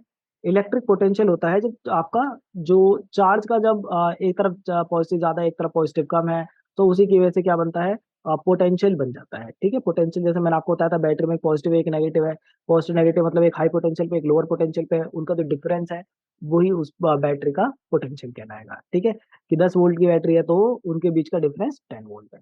इसी तरीके से यहाँ पर जो 1 pH का जो डिफरेंस आया है, चार्ज का ही तो डिफरेंस है, उस चार्ज की वजह से जो इलेक्ट्रिक पोटेंशियल बनता है दैट इज 59 मिलीवोल्ट। ये कैलकुलेट किया गया है 20 डिग्री सेल्सियस पे। ठीक है, अब हाई पीएच कहाँ पर होगा? हाई पीएच होगा मैट्रिक्स के अंदर। अब आप कहेंगे मैट्रिक्स में हाई पीएच क्यों है? मैट्रिक्स में हाई पीएच इसलिए है क्योंकि पीएच का मतलब क्या होता है, anti log minus pH equals to minus log of H+। ये माइनस है, माइनस से इसका कहने का मतलब ये है कि अगर H+ आयन कम होंगे, ठीक है, तो पीएच होगा ज्यादा, और अगर H+ आयन ज्यादा होंगे तो पीएच होगा कम। ठीक है, क्योंकि नेगेटिव साइन जो है उसको रिवर्स कर दे रहा है। तो यहाँ पर क्या है, यहाँ पर H+ की कंसंट्रेशन है कम। अब H+ कम है तो यहाँ पर क्या आ जाएगा, पीएच, पीएच इसका हो जाएगा हाई। कैसे, मैं आपको एक एग्जांपल लेकर के बताता हूँ। कंसीडर कीजिए कि एक साइड पे है आपके 10⁻⁵ आयन, और एक साइड पे है आपके 10⁻⁷ आयन। तो आपको पता है कि ये -5 है, -7 है, तो -5 जो है लार्जर वैल्यू है एज कम्पेयर टू 10⁻⁷। अगर इसको मैं इस फॉर्मूले में पुट करूँ तो यहाँ से पीएच आएगा 5 और यहाँ से पीएच आएगा 7। तो कौन सा पीएच ज्यादा है? ये ज्यादा है। तो पीएच 7 कब है ज्यादा? क्यों ज्यादा है? क्योंकि इसके H+ आयन की कंसेंट्रेशन कम है। क्लियर हो गया? तो H+ आयन कंसेंट्रेशन जहां कम होती है वहां पीएच ज्यादा होता है, जहां पे H+ आयन की कंसेंट्रेशन ज्यादा होती है वहां पीएच कम हो जाता है। तो लेस पीएच मतलब एसिडिक और हाई पीएच मतलब बेसिक। राइट, तो यहाँ पे हाई पीएच है यानी कि बेसिक एनवायरमेंट हो गया है। और जो इनर मेम्ब्रेन स्पेस है between outer and inner membrane का जो बीच का स्पेस है वहां पे क्या हो, लो पीएच। लो पीएच मतलब वहां पर H+ आयन की कंसेंट्रेशन ज्यादा हो गई है। अभी जो पीएच ग्रेडियंट की वजह से यहाँ पे इलेक्ट्रिक पोटेंशियल बना, दूसरा एक है वोल्टेज ग्रेडियंट। वोल्टेज ग्रेडियंट जो है, जो बाकी के जो आयंस वगैरह हैं, एक तो हो गया H+ की वजह से, एक है जो बाकी के जो आयंस हैं उनकी वजह से भी मेम्ब्रेन का पोटेंशियल रहता है। उनकी वजह से जो सोडियम हो गए, पोटेशियम आयन हो गए, इनकी वजह से जो मेम्ब्रेन का पोटेंशियल है दैट इज 160 मिलीवोल्ट। तो 160 मिलीवोल्ट है बाकी आयंस की वजह से। और H+ का जो कंट्रीब्यूशन है वो मैंने आपको बता दिया 59 मिलीवोल्ट। तो H+ आयन हर कोई तो पंप नहीं करता बाहर, हर मेम्ब्रेन तो पंप नहीं करती। तो नॉर्मली ये जो वोल्टेज ग्रेडियंट है 160 मिलीवोल्ट वो बाकी मेम्ब्रेन में आपको इजीली देखने के लिए मिलेगा, बट ये जो H+ आयन का जो डिफरेंस है पीएच का, वो आपको देखने के लिए ज्यादा मिलेगा किसमें, माइटोकॉन्ड्रियल मेम्ब्रेन में, क्योंकि ये फोर्सफुली पंप करा रहे हैं H+ आयन को। ठीक है, तो इन्होंने ग्रेडियंट बनाया है। सो यह दैट मीन्स कि जो माइटोकॉन्ड्रियल की इनर मेम्ब्रेन के अक्रॉस जो पोटेंशियल ग्रेडियंट है उसमें दो का कंट्रीब्यूशन है, किसका, पीएच ग्रेडियंट का, और जो वोल्टेज ग्रेडियंट बाकी आयंस की वजह से है। ठीक है, सो यहाँ पे मैंने आपको बता दिया, यहाँ पे जो पॉजिटिव पोटेंशियल होता है वो इनर मेम्ब्रेन स्पेस में है, क्योंकि मैंने आपको बताया वहाँ पे पॉजिटिव चार्ज ज्यादा है, और नेगेटिव पोटेंशियल मैट्रिक्स साइड में, क्योंकि वहाँ पॉजिटिव चार्ज कम है। नेगेटिव का मतलब ये बिल्कुल नहीं है कि वहाँ पे नेगेटिव है, वो इसलिए क्योंकि वहाँ पर आपका पॉजिटिव चार्ज कम है। वैसे नेगेटिव आयंस भी होते हैं, ऐसा नहीं है कि नेगेटिव आयन नहीं होते, वो अभी हम देखेंगे मेम्ब्रेन पोटेंशियल में उनका भी कॉन्ट्रीब्यूशन है। सो अब बात करते हैं कि ओवरऑल पोटेंशियल ग्रेडियंट कितना है। तो ओवरऑल पोटेंशियल ग्रेडियंट अगर हम कैलकुलेट करें तो उसको बोलेंगे हम इलेक्ट्रोकेमिकल प्रोटोन ग्रेडियंट। अभी जो इलेक्ट्रोकेमिकल प्रोटोन ग्रेडियंट है यही वो ग्रेडियंट है जिससे वो फोर्स जनरेट होगी जो कि हेल्प करेगी एटीपी की सिंथेसिस में। राइट, अब ये जो है इसी को बोलते हैं proton motive force. Proton motive force वही फोर्स है जिससे आपके एटीपी सिंथेसाइज होंगे, आगे देखेंगे। पहले हम कैलकुलेट करें कि आखिर ये टोटल प्रोटोन मोटिव फोर्स है कितनी। ठीक है, तो कैसे फाइंड आउट करेंगे, तो जैसे मैंने आपको बताया कि इसमें दोनों का कंट्रीब्यूशन है, किसका, पोटेंशियल का, जो पीएच ग्रेडियंट की वजह से, और पोटेंशियल वोल्टेज ग्रेडियंट की वजह से। सो एक की वजह से कितना था, 160, और दूसरे की वजह से कितना है, 59। दोनों को ऐड कीजिए तो अप्रोक्सीमेट कितना आ जाएगा, 290 मिलीवोल्ट। सो इसी 290 मिलीवोल्ट को ऑन एन एवरेज बोला गया है 220 मिलीवोल्ट। तो इतना जो है पोटेंशियल का डिफरेंस होता है अक्रॉस द माइटोकॉन्ड्रियल मेम्ब्रेन। ठीक है, तो ये आपको दिखाया गया, ये पी साइड है, ये एन साइड है। राइट, ये प्रोटॉन पंप है, इन्होंने H प्लस को पंप कर दिया, यहाँ पर H प्लस ज्यादा हो गए। ठीक है, इनको कैलकुलेट करने का ये फॉर्मूला है। और नीचे अंदर OH नेगेटिव भी है हमारे, ठीक है, क्योंकि जब वाटर मॉलिक्यूल यहाँ पे ब्रेक हो रहा है तो H प्लस आ रहे हैं। और तो OH नेगेटिव, देखिए जो वाटर मॉलिक्यूल है उसको हम पीएच का जो हमने पढ़ा था, तो पीएच में हमने देखा था कि जो वाटर मॉलिक्यूल है, कुछ वाटर मॉलिक्यूल वो ब्रेक हो जाते हैं किसमें, H plus and OH minus में, और इन्हीं की वजह से ही जो H प्लस है उन्हीं की वजह से क्या है, पीएच होता है। और नॉर्मली कितना होता है, 10⁻⁻7 H प्लस होते हैं, तो जिसकी वजह से पीएच क्या होता है वाटर का 7 होता है। तो इतना ही OH नेगेटिव भी होंगे। तो अब जब H प्लस बाहर जा रहे हैं तो OH नेगेटिव आयन की कंसंट्रेशन क्या हो रही है, इंक्रीज हो रही है। तो दोनों तरीके का कॉन्ट्रीब्यूशन है। यहाँ पर भी H प्लस आयन है वो लेस पॉजिटिव है, और दूसरा यहाँ पे नेगेटिव जो चार्ज है वो आपके डोमिनेट करने लगेंगे, तो इसी वजह से एक साइड नेगेटिव और दूसरी साइड पॉजिटिव है। ठीक है, तो दोनों चीजों का कंट्रीब्यूशन है, ये फॉर्मूला यूज करेंगे। इस फॉर्मूले को यूज करना मैंने आपको पहले ही ऑलरेडी जो मैंने वीडियो बनाई है ऑक्सीडेशन रिडक्शन वगैरह और मेम्ब्रेन पोटेंशियल की, उसमें आप देख सकते हैं कि किस तरीके से ये निकाला जाता है। ठीक है, तो ये फॉर्मूला मैंने पूरा वहां पे एक्सप्लेन किया है, तो उतना डीप में हम अभी यहाँ पे नहीं जाएंगे। तो क्लोरोप्लास्ट में लेकिन रिवर्स होता है माइटोकॉन्ड्रियल का। जैसे कि हमने देखा कि यहाँ पे जो प्रोटॉन मोटिव फोर्स है, इसमें सबसे ज्यादा जो कॉन्ट्रीब्यूशन है वो किसका है, वो सबसे ज्यादा कॉन्ट्रीब्यूशन है इसका वोल्टेज ग्रेडियंट का। बट क्लोरोप्लास्ट में जो सबसे ज्यादा कॉन्ट्रीब्यूशन होता है वो किसका होता है, वो पीएच ग्रेडियंट का होता है। बट पीएच ग्रेडियंट का हमारे इसमें ज्यादा नहीं है, वो 59 मिली वोल्ट कॉन्ट्रीब्यूट कर रहा है। क्लियर, चलिए अब हम बात करते हैं कीमो ऑस्मोटिक थ्योरी। अब कीमो ऑस्मोटिक थ्योरी क्या है, कीमो ऑस्मोटिक थ्योरी बताती है, चलिए प्रोटॉन ग्रेडियंट तो बन गया, अब इससे एटीपी कैसे बनेंगे, ये तो यहाँ तो कुछ भी हमें एटीपी का कुछ आया ही नहीं। तो इसके लिए ये है कीमो ऑस्मोटिक थ्योरी। अब ये थ्योरी क्या कहती है इसको समझते हैं। कीमो ऑस्मोटिक थ्योरी कहती है कि जो एटीपी का जो सिंथेसिस है, ये जो एंजाइम है एटीपी सिंथेज, एटीपी सिंथेज क्या करेगा, ये जो एनर्जी है उसको यूज करेगा, किस एनर्जी को, ये जो प्रोटॉन ग्रेडियंट बना है इसकी एनर्जी को यूज करेगा to synthesize ATP from ADP. ठीक है, तो यहाँ पे इसका डायग्राम से हम समझते हैं। सो यहाँ पर आप क्लियरली देख सकते हैं कि यहाँ पर 4H प्लस हुए थे ट्रांसपोर्ट, यहाँ पे 4H प्लस ट्रांसपोर्ट हुए, यहाँ पे 2H प्लस ट्रांसपोर्ट हुए। अभी जो फोर टोटल कितने 10H प्लस यहाँ पे ट्रांसपोर्ट हुए। अगर NADH की बात करें तो, FAD की बात करेंगे तो मैंने आपको बताया 6 ही ट्रांसफर होंगे। अब इसकी वजह से क्या है, ये साइड नेगेटिव हो जा रही है, ये साइड पॉजिटिव हो जा रही है। अब ये जो आपने जो ग्रेडियंट बनाया, अब इनकी इन H प्लस आयन की काफी हाई टेंडेंसी है कि वापस से नीचे की तरफ आए। क्यों, जैसे वाटर आता है तो वाटर क्या है, पहले एक माउंटेन के ऊपर से आ रहा है, और यहाँ पर एकदम से जो है ये हमने डैम बना दिया, तो वाटर जो यहाँ से आएगा वो एकदम से नीचे आएगा। सो क्या है, उसकी वेलोसिटी इंक्रीज हो रही है, क्यों, क्योंकि वो जा रहा है वहां पर भी क्या है, ये पोटेंशियल ग्रेडियंट है। ये जो आप देख रहे हैं ये पोटेंशियल ग्रेडियंट है, जो किसकी वजह से बना है, ग्रेविटी की वजह से बना है। ठीक है, तो कितना होता है potential energy, P = H ρg। तो ये हाइट पे डिपेंड करती है कि किस हाइट पर हो, जितनी ज्यादा हाइट से आप नीचे आओगे उतना ही जो है पोटेंशियल एनर्जी काइनेटिक एनर्जी में कन्वर्ट हो जाएगी। सिमिलरली यहाँ पर हो रहा है, यहाँ पर भी जो H प्लस आयन है वो डाउन जाना चाहते हैं पोटेंशियल ग्रेडियंट। तो यहाँ पे ये इलेक्ट्रोकेमिकल था, वो ग्रेविटी की वजह से था। तो यहाँ पे जो है जब ये नीचे आएंगे तो उनकी वजह से भी क्या है, ये एनर्जी रिलीज होगी, जिससे जो है ये टरबाइन जो मैंने आपको बताया, ये जो एटीपी सिंथेज है ये रन करेगा, और इससे एटीपी सिंथेसिस होती है। तो कहने का मतलब जो प्रोटॉन मोटिव फोर्स है, एक है केमिकल पोटेंशियल, ठीक है, जो पीएच की वजह से बना है, इनसाइड अल्कलाइन हो गया है और बाहर जो एसिडिक हो गया है। और दूसरा है इलेक्ट्रिकल पोटेंशियल, जो कि इनसाइड नेगेटिव है बाहर पॉजिटिव है। इन दोनों के कंट्रीब्यूशन से बन रहा है प्रोटॉन मोटिव फोर्स, और ये जो प्रोटॉन मोटिव फोर्स है इसी से एटीपी सिंथेसिस होगी। ठीक है, तो ये क्या करेगा, ड्राइव करेगा। और ये आपको पूरा ओवरऑल अब समझ में आ गया होगा कि किस तरीके से ये होने वाला है। अब हम बात करेंगे इसकी एटीपी सिंथेज की। ये भी कोई सिंपल मॉलिक्यूल नहीं है, ये भी बहुत कॉम्प्लेक्स मॉलिक्यूल है। अब इसको समझते हैं कि ये कैसे वर्क करता है।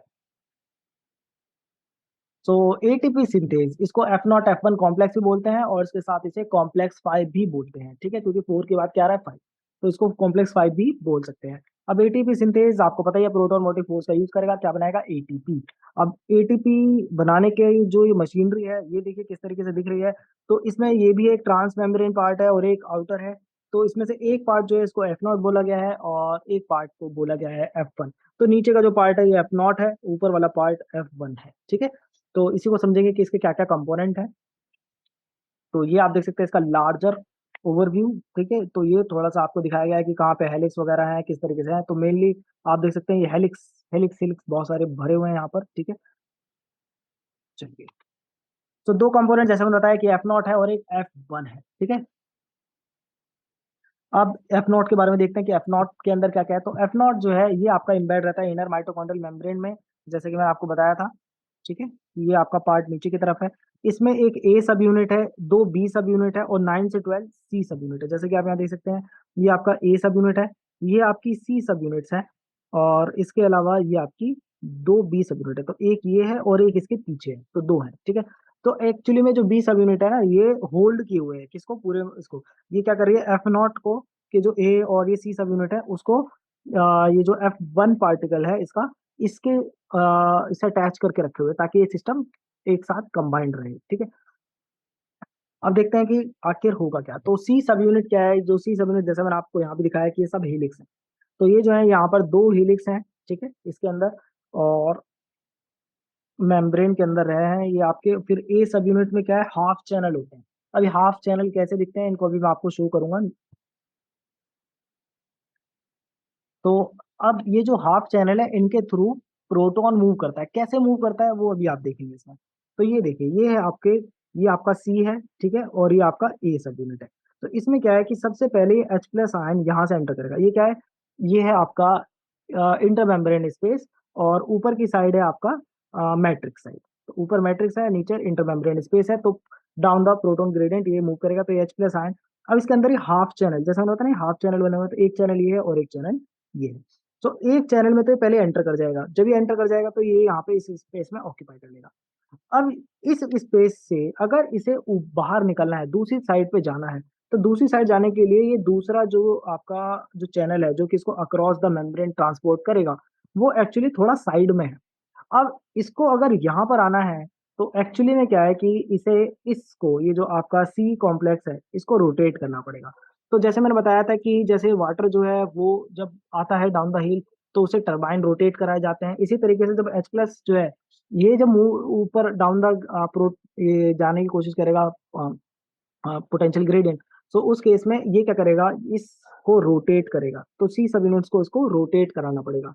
और जब ये सी सब यूनिट रोटेट करेंगे, तो रोटेट करने के बाद, जैसे आप यहाँ देख सकते हैं सी सब यूनिट यहाँ पे रोटेट की है, और जब ये सी सब यूनिट यहाँ रोटेट करेगी, तो अभी यहाँ पर क्या है कि ये H प्लस आयन जो है इसके साथ आगे मूव कर जाएगा। तो ये पहले एक H प्लस आएगा, तो ऐसा तो है नहीं एक बार में एक ही H प्लस आएगा, फिर इसके यहाँ पे दूसरा एंटर कर जाएगा, फिर तीसरा H प्लस आयन एंटर कर जाएगा। इस तरीके से क्या है, ये जो आपका है, ये सी यूनिट ये रोटेट करेगी। अल्टीमेटली जब ये H प्लस आयन ये पूरा रोटेट करके यहाँ पर पहुंचेगा, तो उसके बाद ये यहाँ से आउट हो जाएगा, ठीक है। सो इस तरीके से जो है H प्लस आयन ए एंटर करेंगे, फिर इसको रोटेट करेंगे, फिर जो है पूरा एक साइकिल कंप्लीट जब हो जाएगा, जब यहाँ आ जाएगा, तो ये फिर बाहर निकल पाएंगे दूसरी साइड पे। इस तरीके से ये आपका जो टर्बाइन है ये वाला वर्क कर रहा है। तो वही पॉइंट्स यहाँ पे मेंशन किए गए हैं, that proton pass through channel in ए सब unit, but they can not move completely across the membrane. एकदम से दूसरी तरफ नहीं जाएंगे जब तक कि वो एक साइकिल ये जो है कंप्लीट ना कर ले सी रिंग की, ठीक है। तो A subunit is position such that each half channel directly interact with C unit. तो ये जो है, इनके जो चैनल्स बने हुए हैं ना, ये जैसे ही ये यहाँ पे आएगा, तो ये इस चैनल में फिट हो जाएगा, जो कि इसमें बना हुआ है सी सब यूनिट में। फिर जो ये इसको रोटेट कराएगा, इधर जाएगा, फिर दूसरा आएगा, फिर उसको रोटेट कराएगा। तो इस तरीके से, तो each proton enter the cytoplasmic half channel, follow a complete rotation of C ring and exit through the other channel. जब ये H प्लस आयन पूरा रोटेट होकर यहाँ आएगा, तब ये बाहर चला जाएगा। तो इस तरीके से कंटिन्यूसली H प्लस आयन जाते रहेंगे, तो रोटेशन होता रहेगा। इसका इनहिबिटर कौन है, तो इसका इनहिबिटर है आपकी एंटीबायोटिक ओलिगोमाइसिन। तो ओलिगोमाइसिन जो है वो क्या करती है, ब्लॉक कर देती है एटीपी सिंथेसिस को, by blocking flow of proton through F not of ATP synthase, ठीक है। तो इसके थ्रू ये जो प्रोटॉन का जो यहाँ पे पास हो रहे हैं, ठीक है, ट्रांसपोर्ट हो रहे हैं अक्रॉस द मेम्ब्रेन, इसको स्टॉप कर देती है। आई होप ये आपको समझ में आ गया कि किस तरीके से ये जो मोटर है रन कर रही है। जैसे कि आप देख सकते हैं H प्लस आया, ये यहाँ पे इसने एक चैनल में एंटर किया, अब इसको पूरा रोटेट करना पड़ेगा। जब ये पूरा साइकिल रोटेट करके दूसरी साइड पे आएगा, तब जा करके ये H प्लस आयन यहाँ से बाहर आ जाएगा। अब क्योंकि ये रोटेट किया है, तो ये रोटेशन जो है इसका, ये क्या करेगा, ये जो सेंट्रल एक्सिस है उसको रोटेट करेगा। अभी सेंट्रल एक्सिस जो है वो F1 पार्टिकल का पार्ट है। तो चलिए F1 के बारे में बात करते हैं। सो F1 के अंदर क्या क्या है, F1 के अंदर है 3 alpha, 3 beta, gamma, delta and epsilon, ठीक है। तो आप देख सकते हैं ये अल्फा है और ये बीटा है। तो 3 अल्फा एंड 3 बीटा, एक गामा यहाँ हो गया, एक एप्सिलॉन हो गया, और एक हो गया ये डेल्टा। तो ये सब यूनिट है इसकी, ठीक है। और जो एटीपी का जो सिंथेसिस है ना, वो बी सब यूनिट करती है। किस तरीके से करती है उसको आगे समझेंगे। तो ये जो टाइटली बाउंड रहती है एफ नॉट से, आप देख ही सकते हैं यहाँ पे टाइटली बाउंड है। और जो बी सब यूनिट है, ये मैंने आपको बता दिया साइट है। अब ये जो गामा सब यूनिट के बारे में देखते हैं। तो गामा सब यूनिट जो है एफ नॉट से इंटरेक्ट करेगी। जब ये रोटेट करेगा सी रिंग, तो उसके साथ ये गामा भी रोटेट करेगा। तो इसमें देखते हैं मूविंग कौन है और स्टेटर कौन है, क्योंकि टरबाइन या मोटर जो भी होते हैं उसमें दो पार्ट होते हैं, एक जो रोटेट करता है और एक जो स्टेशनरी रहता है। तो यहाँ पे जो रोटर है यानी कि जो रोटेट करेगा वो क्या है, वो है गामा और एप्सिलॉन। ठीक है, और इसके अलावा जो एफ नॉट है उसके कौन है, उसका है C9 से C12 जो रिंग है वो। स्टेटर की बात करें तो स्टेशनरी क्या क्या है, स्टेशनरी में ए है, B2 है, ये स्टेशनरी रहेंगे। इसके साथ कौन स्टेशनरी रहेगा, ये डेल्टा स्टेशनरी रहेगा। और ये अल्फा बीटा और गामा भी रोटेट नहीं करेंगे, ये भी स्टेशनरी रहेंगे। सिर्फ रोटेट करने वाला पार्ट ये सी रिंग है और गामा है और ये एप्सिलॉन है। जब ये आपका ये गामा ये रोटेट करती है, ठीक है, ये सेंट्रल एक्सिस रोटेट करती है, तो उसी से क्या है, ये आपके एटीपी सिंथेसिस कराएगी, आगे आपको समझ में आएगा। तो रोटेशन मोशन आपको बता दिया मैंने कि प्रोटॉन के मूव करने से प्रोड्यूस होता है। और एटीपी सिंथेस जो है वो रिवर्स डायरेक्शन में भी वर्क कर सकता है। जब ये रिवर्स डायरेक्शन में वर्क करेगा तो एनर्जी लेकर के एटीपी से एनर्जी लेगा और प्रोटॉन को दूसरी तरफ मतलब ट्रांसफर कर देगा। ठीक है, तो ये रिवर्स डायरेक्शन में भी वर्क कर सकते हैं। अब ये जो F1 है इसको हम F1 एटीपेज बोलते हैं। F1 एटीपेज इसलिए बोलते हैं कि जब आप इस F0 और F1 पार्टिकल को अलग करेंगे, ठीक है, तो ये हाइड्रोलाइज होकर अलग हो जाएंगे। अब जब ये अलग होंगे आपके F0 F1, तो उस केस में जो F1 एटीपेज है, मतलब जो F1 है वो एटीपी का सिंथेसिस नहीं करता। क्यों, एटीपी के सिंथेसिस के लिए जो एनर्जी चाहिए प्रोटॉन के मोशन से वो उसको नहीं मिलती है, तो ये सिर्फ एक ही काम करता है, वो क्या है, एटीपी के हाइड्रोलिसिस का काम करता है। अब क्योंकि एटीपी हाइड्रोलाइज करेगा तो एटीपी से एडीपी बन जाएगा, इसलिए इसको F1 एटीपेज बोला गया है। ठीक है, नाउ अब हमें डिस्कस करना है कि किस तरीके से ये एटीपी सिंथेसिस होगी, किससे, ये जो रोटेशन हो रहा है उसकी वजह से। ठीक है, तो जब ये रोटेट करेगा हमारा कौन, सेंट्रल एक्सिस में कौन है, गामा सब यूनिट। ठीक है, तो उसी की वजह से जो है सिंथेसिस होता है। इसका जो मैकेनिज्म है वो है फ्लिप फ्लॉप मैकेनिज्म बोल सकते हैं इसको, या फिर बाइंडिंग चेंज मैकेनिज्म बोल सकते हैं।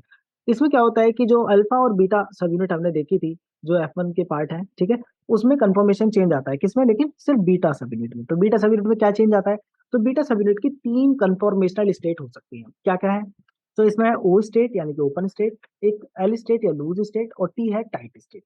ठीक है, तीनों की जो बाइंडिंग की एबिलिटी है एटीपी और एडीपी से वो डिफरेंट है। ठीक है, और एटीपी का सिंथेसिस जो स्टेट में होता है वो है आपकी टी स्टेट। ठीक है, तो टी स्टेट में एटी एडीपी और पीआई कन्वर्ट हो जाते हैं एटीपी में, राइट। तो देखते हैं आखिर किस तरीके से मैकेनिज्म पूरा वर्क करता है। सो ये इसमें आपको समझ में आएगा।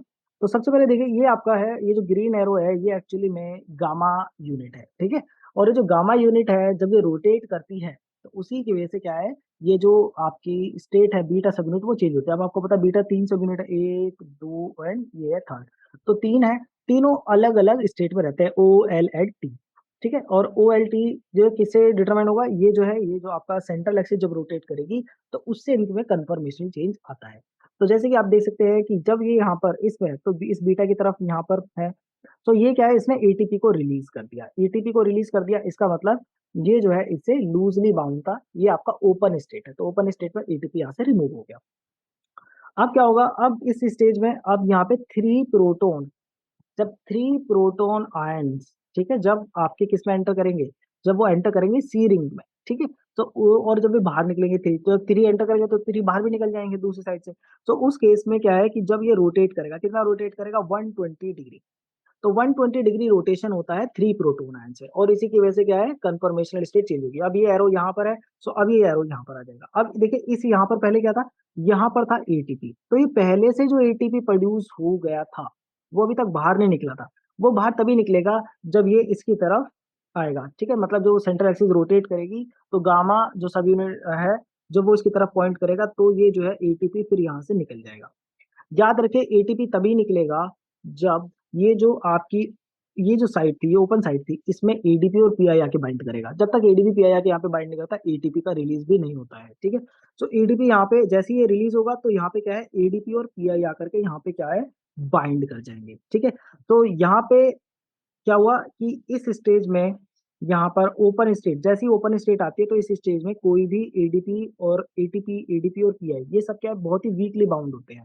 ठीक है, बट जैसे ये वेकेंट होगी और जब ये मूव करेगा, रोटेट करेगा, तो ये जो स्टेज है वो किस में कन्वर्ट हो जाएगी, वो लूज स्टेट में कन्वर्ट हो जाएगी, यानी कि ये लूज स्टेज है। तो अब पहले ये थी ओपन स्टेज, अब ये ओपन स्टेज है। पहले ये लूज स्टेट थी, अब ये लूज स्टेट है। अब लूज स्टेट में क्या होता है, एडीपी पीआई यहाँ पे लूजली बाइंड कर जाते हैं, तो ये यहाँ पर आकर के आ गए हैं, ठीक है। अब क्या है कि जैसे ये रोटेट करता है तो जो ओ, ये जो आपके किस स्टेज में थे, ये आपके लूजली बाउंड स्टेज में थे, तो जैसे ही अब लूजली बाउंड स्टेज की तरफ रोटेट करेगा, तो इससे क्या है कि जो एडीपी और पीआई है वो किसमें कन्वर्ट हो जाएंगे, एटीपी में। तो यहाँ पर जो एडीपी पीआई थे वो पहले लूज स्टेज में थे, बट इसके रोटेशन की वजह से, ये जो रोटेशन उसका हुआ है इस डायरेक्शन में, तो इससे ये लूज स्टेट किसमें कन्वर्ट होगी, टेंस स्टेट में, टाइट स्टेट। तो जैसे ही टाइट स्टेट आएगी तो एडीपी और पीआई किसमें कन्वर्ट हो जाएंगे, एटीपी में कन्वर्ट हो जाएंगे। तो इस तरीके से जैसे ये 120 डिग्री रोटेशन होगा, वैसे ही जो है एक एटीपी प्रोड्यूस होगा, दूसरा एडीपी पीआई यहाँ पे आके फिट हो जाएगा, और एक एटीपी रिलीज हो जाएगा। तो इस तरीके से कंटिन्यूअसली साइकिल चलती रहती है। अब ये फिर से दोबारा से 3 प्रोटॉन यहाँ पर जो एंटर करेंगे सी रिंग में, मतलब ए में एंटर करेंगे, फिर ए से सी में, और वो दूसरी साइड से ए वो निकल जाएंगे दूसरे चैनल से, और जिसकी वजह से क्या होगा, अब ये इधर रोटेट करेगा, फिर से 120 डिग्री का रोटेशन होगा। अब जो 120 डिग्री का रोटेशन है, इसमें जो लूज स्टेट है टाइट में कन्वर्ट हो गई, जिसकी वजह से एटीपी बन गया। ये जो एटीपी पहले बना था, अब ये जैसे ही इसकी तरफ पॉइंट करेगा तो ये कैसी स्टेट आ जाएगी, ओपन स्टेट आ जाएगी, तो एटीपी बाहर चला जाएगा। और जब ये यहाँ पर जो ओपन स्टेट थी, यहाँ पे दोबारा से एडीपी पीआई आ जाएगा, फिर अगेन दोबारा से 120 डिग्री का रोटेशन, और ये साइकिल चलती रहेगी। तो दैट मीन्स आपने देखा कि 3 प्रोटॉन आयन के ट्रांसफर से एक एटीपी बन जाता है, ठीक है। और टोटल 6 से कितने बन जा रहे हैं, टोटल 6 से 3 एटीपी बन जा रहे हैं। और हमने तो देखा था कि हमारे केस में जो एटीपी आयन थे वो कितने थे, 10। तो 10 प्रोटॉन प्रोटॉन आयन जो हमारे ट्रांसफर हुए थे प्रोटॉन ग्रेडियंट में, वो कितने थे, 10। ठीक है, तो वही यहाँ पे चीज एक्सप्लेन की गई है, इस बार इसको रीड कर लीजिए। So if 10 proton are pump out per NaDH, ठीक है, तो उससे कितने एटीपी बनने चाहिए, उससे अप्रोक्सीमेट आपके 1 एटीपी, यहाँ पे शायद गलत हो गया, 4 must flow into produce 1 ATP, ठीक है। तो मतलब यहाँ पे बताया गया है कि 3 प्रोटॉन की जगह पर कम से कम 4 प्रोटॉन जो है उसके पंप होने से एक एटीपी यहाँ पे बन जाएगा, ठीक है। तो एक इन्होंने एक्स्ट्रा लिया है, और उसका रीजन अभी आपको आगे ही समझ में। अब अगर आपको एटीपी का सिंथेसिस कराना है, तो ये तो आपने देख लिया कि एटीपी की सिंथेसिस कैसे होगी, बट उसके लिए आपको रिएक्टेंट्स भी तो चाहिए। रिएक्टेंट क्या है यहाँ पर, एडीपी एंड पीआई। जब एडीपी एंड पीआई होंगे, तब यहाँ पर क्या है, एटीपी का प्रोडक्शन होगा। तो एडीपी और पीआई कहाँ से आएंगे, एक्चुअली में जो साइटोसोल में जो एडीपी और पीआई है, मतलब साइटोसोल में एटीपी यूज हो गई, उससे एडीपी पीआई बन गया। अब एडीपी पीआई को माइटोकॉन्ड्रिया के अंदर लाना पड़ेगा, और मैंने आपको बताया था कि जो इनर मेम्ब्रेन है वो अलाउ नहीं करती है किसी का भी ट्रांसपोर्ट, ठीक है। उसके लिए प्रॉपर जो चैनल बने हुए हैं उसी के थ्रू ट्रांसफर हो सकता है। तो सबसे पहले हम देखेंगे कि आखिर एडीपी को कैसे लेकर के आया जाएगा माइटोकॉन्ड्रियल मैट्रिक्स के अंदर, ठीक है, तभी तो उसको यूटिलाइज किया जाएगा एटीपी के सिंथेसिस के लिए। तो उसके लिए जो ट्रांसपोर्टर है, उसमें सबसे पहले है एटीपी एडीपी ट्रांसलोकेज। तो एटीपी एडीपी जो ट्रांसलोकेज है, ये एंटीपोर्टर है। एंटीपोर्टर मतलब एक अंदर जाएगा तो दूसरा बाहर जाएगा, तो ये है इसका मतलब एंटीपोर्टर, ठीक है। एक सिम्पोर्टर होते हैं, एक एंटीपोर्टर। सिम्पोर्टर मतलब दोनों एक डायरेक्शन में, एंटीपोर्टर मतलब एक अंदर जाएगा तो दूसरा बाहर आएगा। सो इसके केस में कौन अंदर जाएगा कौन बाहर आएगा, तो ऑब्वियस ही बात है कि एटीपी जो अंदर बनी है उसको बाहर भेजना है, राइट। और एडीपी जो बाहर कंज्यूम हो चुकी थी एटीपी, उससे जो एडीपी बना था उसको अंदर लेकर के आना है। सो एडीपी जो है वो माइटोकॉन्ड्रियल मैट्रिक्स में आएगी, और एटीपी जो है वो बाहर चली जाएगी। बहुत इजी, क्योंकि जिसकी रिक्वायरमेंट है वही तो काम करेगा वो। सो इसी तरीके से यहाँ पर होगा। तो आप देख सकते हैं मैट्रिक्स है, ये इंटरमेम्ब्रेन स्पेस है, ये हो गया आपका एंटीपोर्टर, ठीक है। एटीपी एडीपी ट्रांसलोकेज, ये क्या करेगा, जो अंदर एटीपी बनी है उसको बाहर भेज देगा, और जो बाहर एडीपी है उसको अंदर ले आएगा। अब आपको बताइए एक्चुअली चार्ज पे वर्क करता है कि 4 नेगेटिव चार्ज को बाहर भेजता है, 3 को अंदर ले आता है। तो 4 नेगेटिव चार्ज किस पे होते हैं, एटी पे, ये मैंने आपको बता दिया था स्टार्टिंग के लेक्चर्स में। और जो एडीपी होता है उसके ऊपर 3 नेगेटिव चार्ज होता है, ये मैंने आपको बताया था। तो 3 ये आपका अंदर आ जाएगा, वो आपका बाहर चला जाएगा। फिर ये एडीपी यहाँ पे कन्वर्ट होगा, फिर एटीपी बाहर भेज देंगे, जो बाहर कंज्यूम है वो अंदर आ जाएगा। इस तरीके से ये वर्क करता है, ओके। और इसका इनहिबिटर कौन है, इसका इनहिबिटर है एट्रासाइटिल ओसाइट, ठीक है। और फिर एक और है जो हमें चाहिए किसके लिए, फोस्फेट के लिए। ये तो हो गया एटीपी एडीपी के लिए। दूसरा है फोस्फेट के लिए। फोस्फेट के लिए जो है वो है फोस्फेट ट्रांसलोकेज, और ये सिम्पोर्ट है। सिम्पोर्ट मतलब एक ही डायरेक्शन में, ठीक है। तो इसमें जो है अपोजिट डायरेक्शन में जाने की जरूरत नहीं है, इसमें एक ही डायरेक्शन में जाएंगे। तो इसके लिए क्या है, इसमें एक ये आपका आ जाएगा H2PO4, और साथ में एक H+ भी आएगा। तो एक बाहर से जो H+ है वो अंदर आ जाएगा। तो जो मैंने आपको बताया था कि वहां पे जो हमने पीछे मेंशन किया था कि 4H+ आयन की जरूरत है एक एटीपी को बनाने के लिए। तो बट एक्चुअली जो उसको रोटेट करने के लिए कितने आयन चाहिए थे, 3, राइट। तो आपने देखा था ना, हर 3H+ पे वो 120 डिग्री रोटेट होता है, तो 3 बार रोटेट होता है तो 360 हो जाता है, राइट। तो एक बार रोटेट होने के लिए 3H+ चाहिए, बट हमें कितने दिए गए थे, NADH से कितने मिले थे, 10H+ मिले थे। बट हमने बोला था कि 4H+ चाहिए एक एटीपी को प्रोड्यूस कराने के लिए। क्यों बोला था हमने ऐसा कि 4H+ चाहिए, क्योंकि एक H+ यहाँ पे चाहिए। ठीक है, तो 3 तो चाहिए उसको रोटेट करने के लिए, और एक H+ चाहिए इसको अंदर लाने के लिए, तब जाकर के वो पूरा बैलेंस होगा, राइट। तो 4H+ आयन की जरूरत होती है एक एटीपी को प्रोड्यूस कराने के लिए। 3 वहां पे यूज होंगे और एक यहाँ से आएगा। आई होप अब आपको क्लियर हो गया है। ओके, तो ये सिम्पोर्टर है, दोनों साथ में आएंगे। Protomotive force responsible is responsible not only for ATP synthesis but also for transporting substrate. ठीक है, जो सबस्ट्रेट जो अंदर आ रहा है माइटोकॉन्ड्रियल मैट्रिक्स में, उसके लिए भी H+ जो प्रोटोन ग्रेडियंट है उसकी जरूरत होती है। तो दोनों के लिए काम कर रहा है। तो एक और है, दैट इज एटीपी सिंथेसोम। तो एटीपी सिंथेसोम क्या है, ये एक्चुअली में एटीपी सिंथेस और ये जो दोनों ट्रांसलोकेजेस हैं इनके कॉम्प्लेक्स को बोला गया है। ठीक है, तो एटीपी सिंथेस जो हमने पीछे देख लिया, और मतलब ये एटीपी सिंथेस और ये दोनों मिलकर के इनके कॉम्प्लेक्स को बोला है एटीपी सिंथेसोम। अब बात करते हैं कि ये तो क्लियर हो गया कि किस तरीके से NADH से इलेक्ट्रॉन जाएंगे आपके कॉम्प्लेक्स 1 को। कॉम्प्लेक्स 1 दे देता है कोएंजाइम क्यू को। कोएंजाइम क्यू जो है ये आगे जाकर के इलेक्ट्रॉन ट्रांसफर कर साइटोक्रोम सी को। साइटोक्रोम सी जाकर के आगे इलेक्ट्रॉन दे देगा किसको, ऑक्सीजन को। ठीक है, तो ये एक हमने प्रोसेस हमने देखा।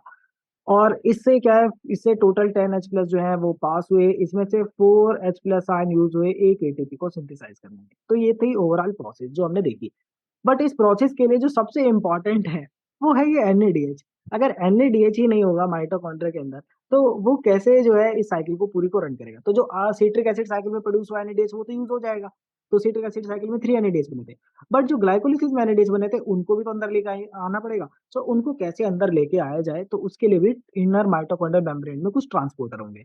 तो उसके लिए देखते हैं, तो यहाँ पे दो डिफरेंट जो है शटल सिस्टम बोलते हैं इसको, जो कि वर्क करते हैं किसके, NADH के ट्रांसपोर्ट के लिए। तो इसमें सबसे पहले है मैलेट एस्पार्टेट शटल, जो कि मेन मैकेनिज्म है NADH के ट्रांसपोर्ट का। तो क्या होता है इसमें, इसमें जो इलेक्ट्रॉन जो है वो कैरी कर लेते हैं कौन, यहाँ पे मैलेट में। ठीक है, तो mitochondrial matrix in the form of malate. तो मैलेट कैसे जाएगा उसको देखते हैं। इसके लिए अभी डायग्राम है यहाँ पर, उससे आपको अच्छे से समझ में आएगा। तो स्टेप 1 जो है इसमें ऑक्सैलो एसीटेट से मैलेट, और फिर जो है ये इसको एंजाइम को, इसका जो एंजाइम है that is cytoplasmic malate dehydrogenase, क्योंकि ये ऑक्सीडेशन हो रहा है, राइट। और ये क्या है, NADH से NAD+ ऑक्सीडाइज कर देगा। एक्चुअली साइकिल में क्या होता है कि पहले एक साइड करा लेते हैं ऑक्सीडाइजेशन, और उसके बाद दूसरी साइड जाकर के माइटोकॉन्ड्रियल मैट्रिक्स से दूसरी साइड जाकर के फिर उसको दोबारा से रिकवर कर लेते हैं। इस तरीके से यहाँ पे ट्रांसफर होता है। हाँ, ये आ गया डायग्राम, तो इससे आपको अच्छे समझ में आएगा। तो यहाँ पर देखिए ध्यान से, तो सबसे पहले आपके पास ये है NADH। ये NADH जो है ये कहाँ पर है, ये अभी इंटर मेम्ब्रेन स्पेस में, क्योंकि जो आउटर मेम्ब्रेन है वो किसी को नहीं रोकती, वो किसी को नहीं रोकती, तो इजीली यहाँ पर आ जाएगा। अभी क्योंकि यहाँ पर आ गया है, तो ये पी साइड है और ये मैट्रिक्स साइड है, इसे भेजना है मैट्रिक्स में। मैट्रिक्स में कैसे जाएगा, मैट्रिक्स में जाने के लिए क्या होगा कि जो ऑक्सैलो एसीटेट है ये मैलेट में कन्वर्ट हो जाएगा। अब ऑक्सैलो एसीटेट कैसे बनता है, ये हम पहले भी पढ़ चुके हैं। ठीक है, तो ऑक्सैलो एसीटेट ये आपका मैलेट में हो जाएगा। अब मैलेट के जो है ना ट्रांसपोर्टर है यहाँ पे। ठीक है, so malate alpha ketoglutarate transporter. तो इस ट्रांसपोर्टर के थ्रू ये जो ऑक्सैलो एसीटेट है, ये जो मैलेट में कन्वर्ट हुआ है, यानी कि रिड्यूस हो गया है, तो इससे कोई इलेक्ट्रॉन किसने दिया, इसको इलेक्ट्रॉन दिया NADH ने, उसके इलेक्ट्रॉन इसने ले लिए। कैसे हुआ रिड्यूस, देखिए यहाँ पे ये जो CO डबल बॉन्ड था ये क्या हो गया है, यहाँ पे OH और H हो गया है, राइट। तो ये क्या है, ब्रेक होकर के ये रिड्यूस हो गया है। अभी तो रिडक्शन हुआ है इसका, इसके बाद ये मैलेट जो है ये ट्रांसपोर्ट किया जा सकता है, इसका ट्रांसपोर्टर है, ये अंदर आ गया। अब ये जब मैलेट अंदर आ जाएगा तो वापिस से इससे जो इलेक्ट्रॉन है ले लिए जाएंगे। अब इसको जो इलेक्ट्रॉन लेता है, तो ये यहाँ भी मैलेट डिहाइड्रोजनेज था, ये भी मैलेट डिहाइड्रोजनेज था, बस एक साइटोप्लाज्म में था और एक माइटोकॉन्ड्रिया के अंदर है।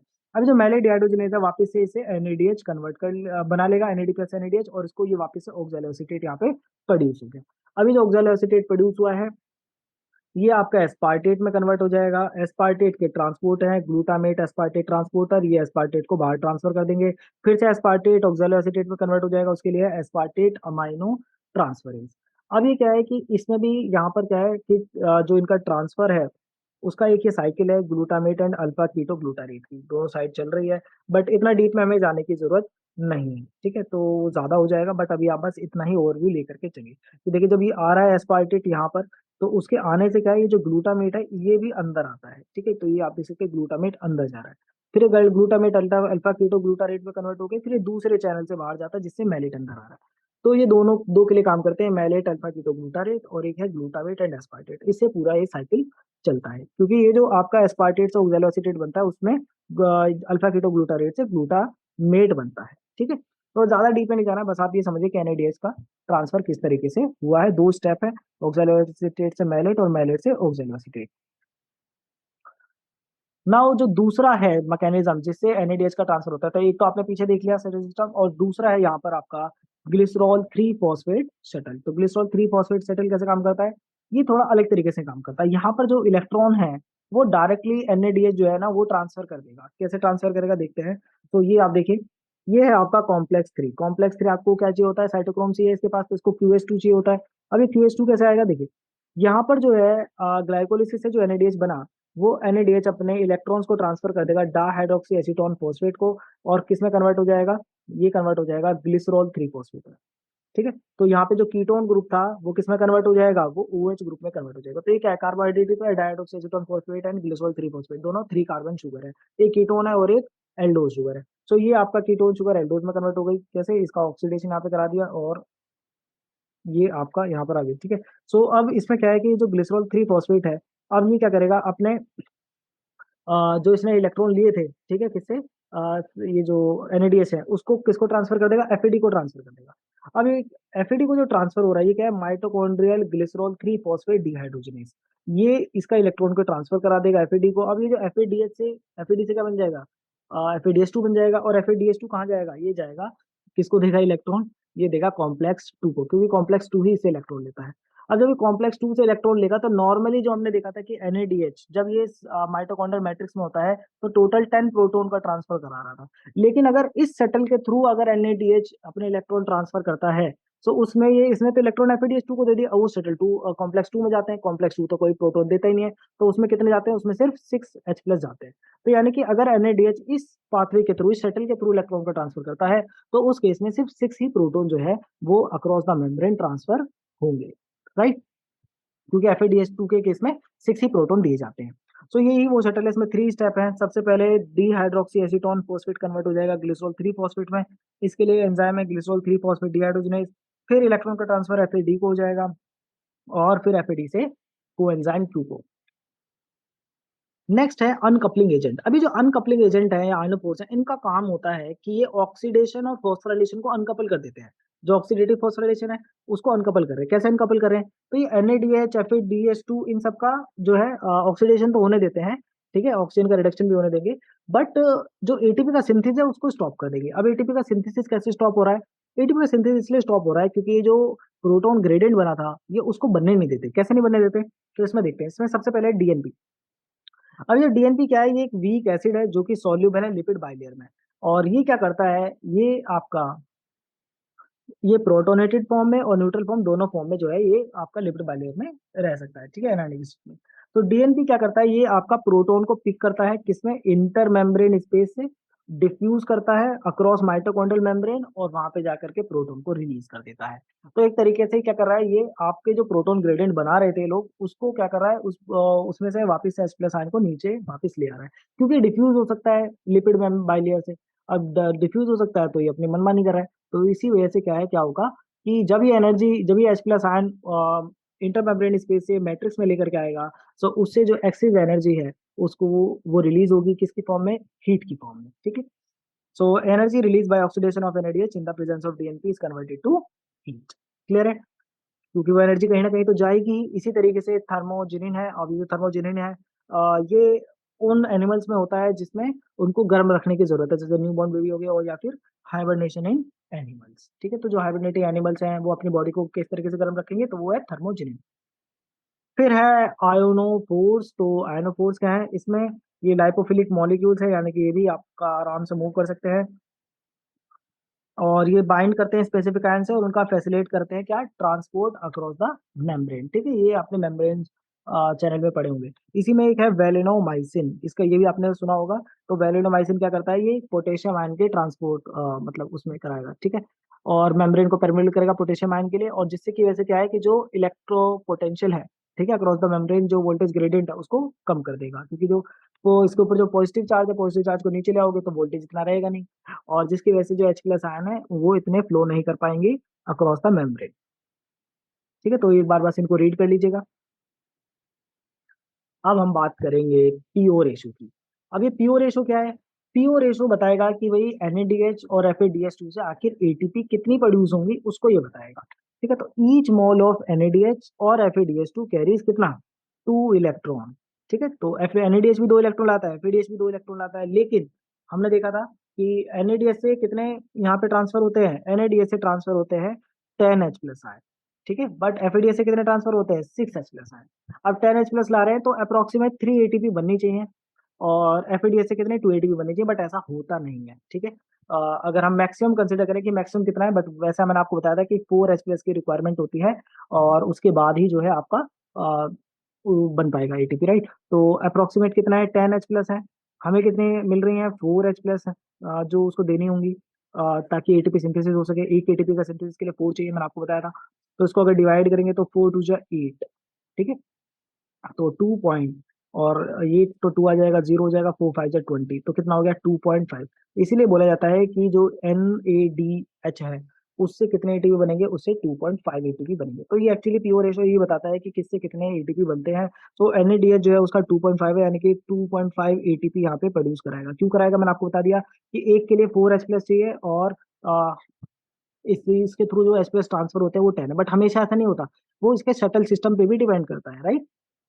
और FADH2 की बात करें तो FADH2 कितना करेगा, FADH2 मैंने आपको बताया कि 6H+ करेगा, तो मैक्सिमम जितने कर सकता था 2 एटीपी, अगर 3H+ आयन की जरूरत हो। लेकिन बट इसके केस में क्या है कि यहाँ पर भी आपका इसकी यहाँ पर भी इसका एक ड्रॉबैक यही है।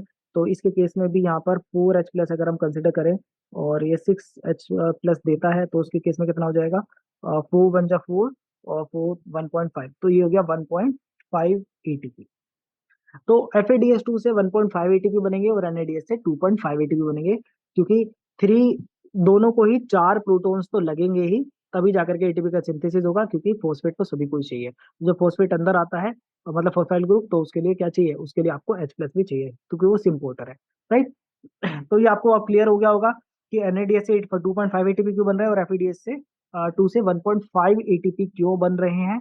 ज्यादा पीओ रेशो की डिटेल में मत जाइए, बस यही बता रहा है कि कितना ऑक्सीजन कंज्यूम हो रहा है पर इलेक्ट्रॉन, ये सब चीजें। बट मेन ये है कि कितना एटीपी प्रोड्यूस होना है। ठीक है, तो ये मैंने आपको बता दिया कि 4H+ आयन की क्यों रिक्वायरमेंट है, 3 तो चाहिए एटीपी सिंथेसिस को, और एक चाहिए ट्रांसपोर्टेशन के लिए।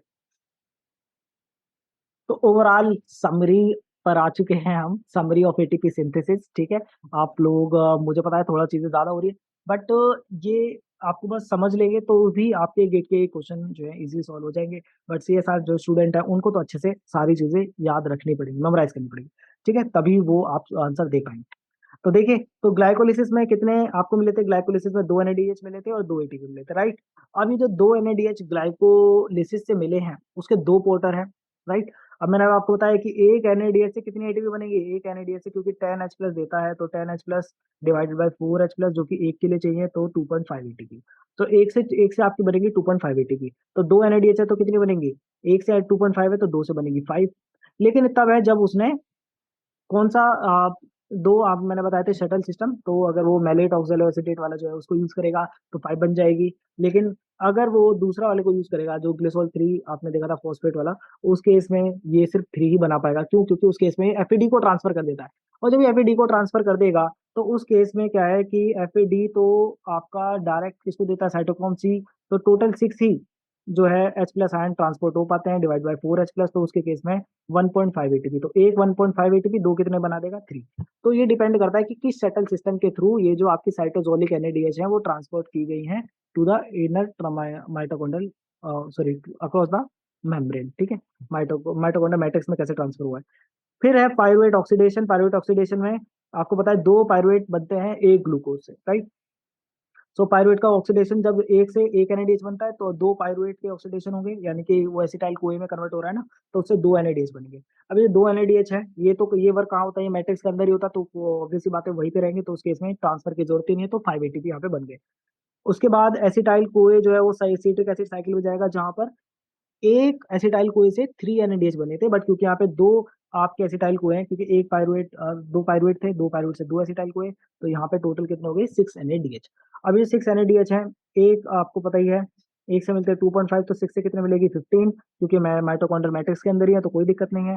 फिर यहाँ पे दो FADH, वैसे तो एक बना था एक एसिटाइल को से, बट दो एसिटाइल को से कितने बनेंगे दो, तो दो बनेंगे, तो ये कितना हो जाएगा 3, क्योंकि एक FADH से कितना मिलता है 1.5, तो दो से कितना मिलेगा 3।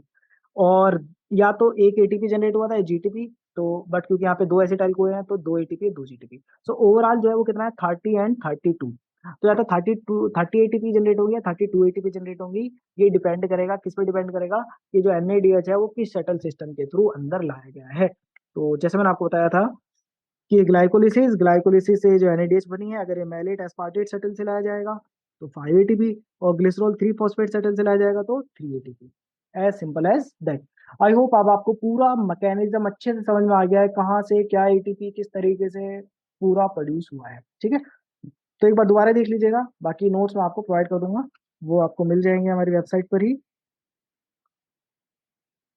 एक चीज यहाँ पर जो रह गई है वो ये है कि जो हमारा पीछे जो ऑक्सीजन है, समटाइम्स जो है यहाँ पे जो ऑक्सीजन है, इससे बन जाते हैं ये रेडिकल्स।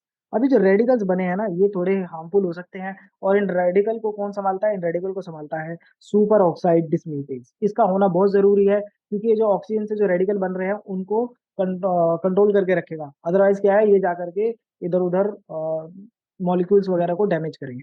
तो उसके साथ जो है ये क्या बना लेगा, पहले सबसे बनेगा H2O2, ठीक है, हाइड्रोजन परऑक्साइड, राइट। और उसके बाद जो ग्लूटाथायोन परऑक्सीडेज है, ये इसको किस में कन्वर्ट कर देगा, फिर वाटर में कन्वर्ट कर देगा। तो ये उसकी एक साइकिल है। तो इसमें आपको देखना है ग्लूटाथायोन रिडक्टेज किस तरीके से वर्क करते हैं, और इन्हीं की वजह से जो फ्री रेडिकल जनरेट हो रहे हैं उसको से हमें बचा रहे हैं, ठीक है। तो ये सुपर ऑक्साइड डिस्म्यूटेज का होना बहुत जरूरी है। अब एक चीज जो रह गई है हमारे इसमें वो है कि हमने सब कुछ कवर कर लिया, बट कार्बोहाइड्रेट के लिए एक फैटी एसिड हमारे रह गए हैं। तो फैटी एसिड का एक बार जल्दी से ऑक्सीडेशन देखते हैं कि फैटी एसिड जो है किस तरीके से एनर्जी प्रोड्यूस कराएंगे, ठीक है। तो फैटी एसिड का जो ऑक्सीडेशन है, इसमें भी 3 स्टेजेस हैं, एक stage 1, stage 2 and stage 3। Stage 1 जो है यहाँ पे बीटा ऑक्सीडेशन, ना कि ग्लाइकोलिसिस, यहाँ ग्लाइकोलिसिस नहीं होगा, यहाँ पे होगा बीटा ऑक्सीडेशन।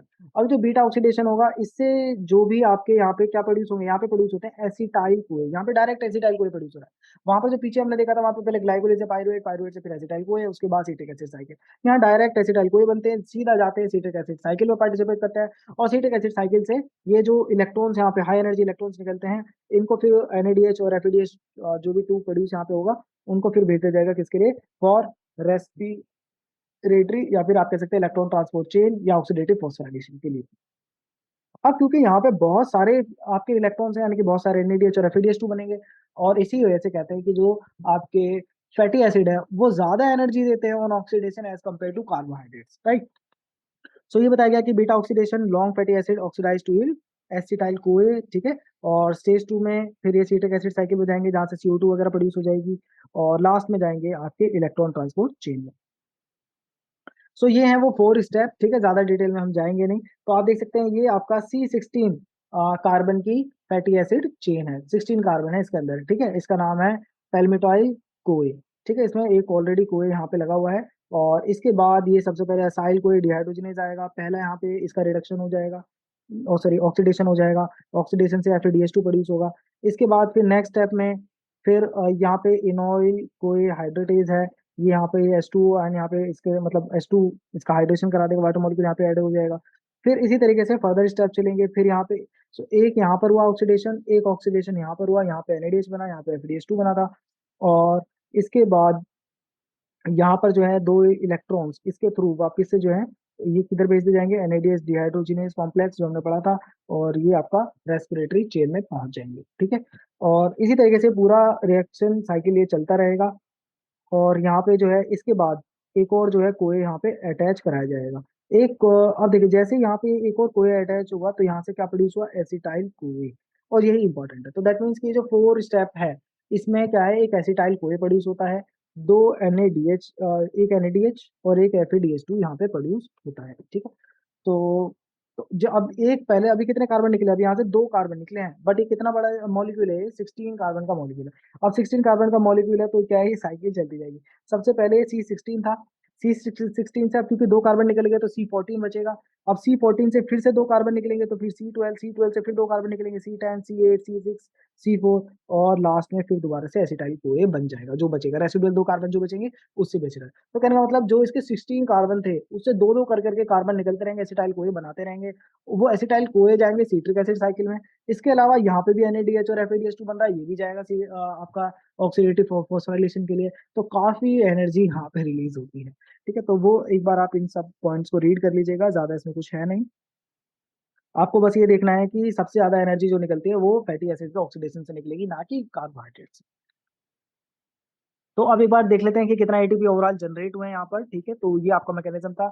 और इसमें देखिए बीटा ऑक्सीडेशन, अब देखिए बीटा ऑक्सीडेशन एक्चुअली माइटोकॉन्ड्रिया में ही होता है, तो NADH को कहीं जाने की जरूरत नहीं है। तो यहाँ पर आप देख सकते हैं कि एसिटाइल कोई डिहाइड्रोजनेज से कितने क्या बना था, FADH2 बने, और यहाँ से बना NADH। तो 7 FADH 7 NADH, यानी कि 7 टाइम साइकिल चली। और इसमें ये 1.5 से मल्टीप्लाई करेंगे तो 10.5 आएगा, और इसको मल्टीप्लाई करेंगे 2.5 से तो 17.5। फिर सीट्रिक एसिड साइकिल में जाएंगे। अब सीट्रिक एसिड साइकिल में चले जाएंगे तो फिर यहाँ पे 8 NADH और 8 NADH यहाँ पर प्रोड्यूस हो जाएंगे, और यहाँ पे बन जाएंगे 8 FADH2, और यहाँ पे भी 8 NADH, क्योंकि आपको पता है कि जो एसिटाइल को वहां पे बने हैं वो एक आपके 16 थे ना कार्बन, तो 16 कार्बन से कितने बने थे, 16 कार्बन से 8 एसिटाइल कोए बने थे, बट साइकिल चली थी 7 टाइम, क्योंकि लास्ट वाला जो बचा था वो एसिटाइल कोए बन गया था। ठीक है, तो 7 टाइम चली थी, तो यहाँ पे 7 FADH हो रही है। फिर जो ये जो 8 एसिटाइल कोए यहाँ पे बने थे, अब ये जो एसिटाइल कोए हैं 8, ये इससे क्या है कि एक जब साइट्रिक एसिड साइकिल चलती है तो हमें पता है उसमें 3 NADH बनते हैं, तो 1 2 एंड 3, और एक FADH बनता है, वो ये हो गया। तो इनसे जो बने वो 20, इससे जो बने वो 20, इससे जो बने वो 12, और इससे जो बने वो 20। और एक ये सक्सिनाइल कोई सिंथेटेज है, आपको पता है इससे यहाँ पर क्या है ATP या फिर GTP प्रोड्यूस होता है।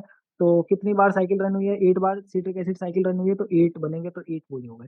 तो टोटल कितने हो गए, A108 ATP यहाँ पर प्रोड्यूस है, वहां पे 30 से 32, और यहाँ पर है 108 ATP। ये किससे हुए, 16 carbon long chain fatty acid से।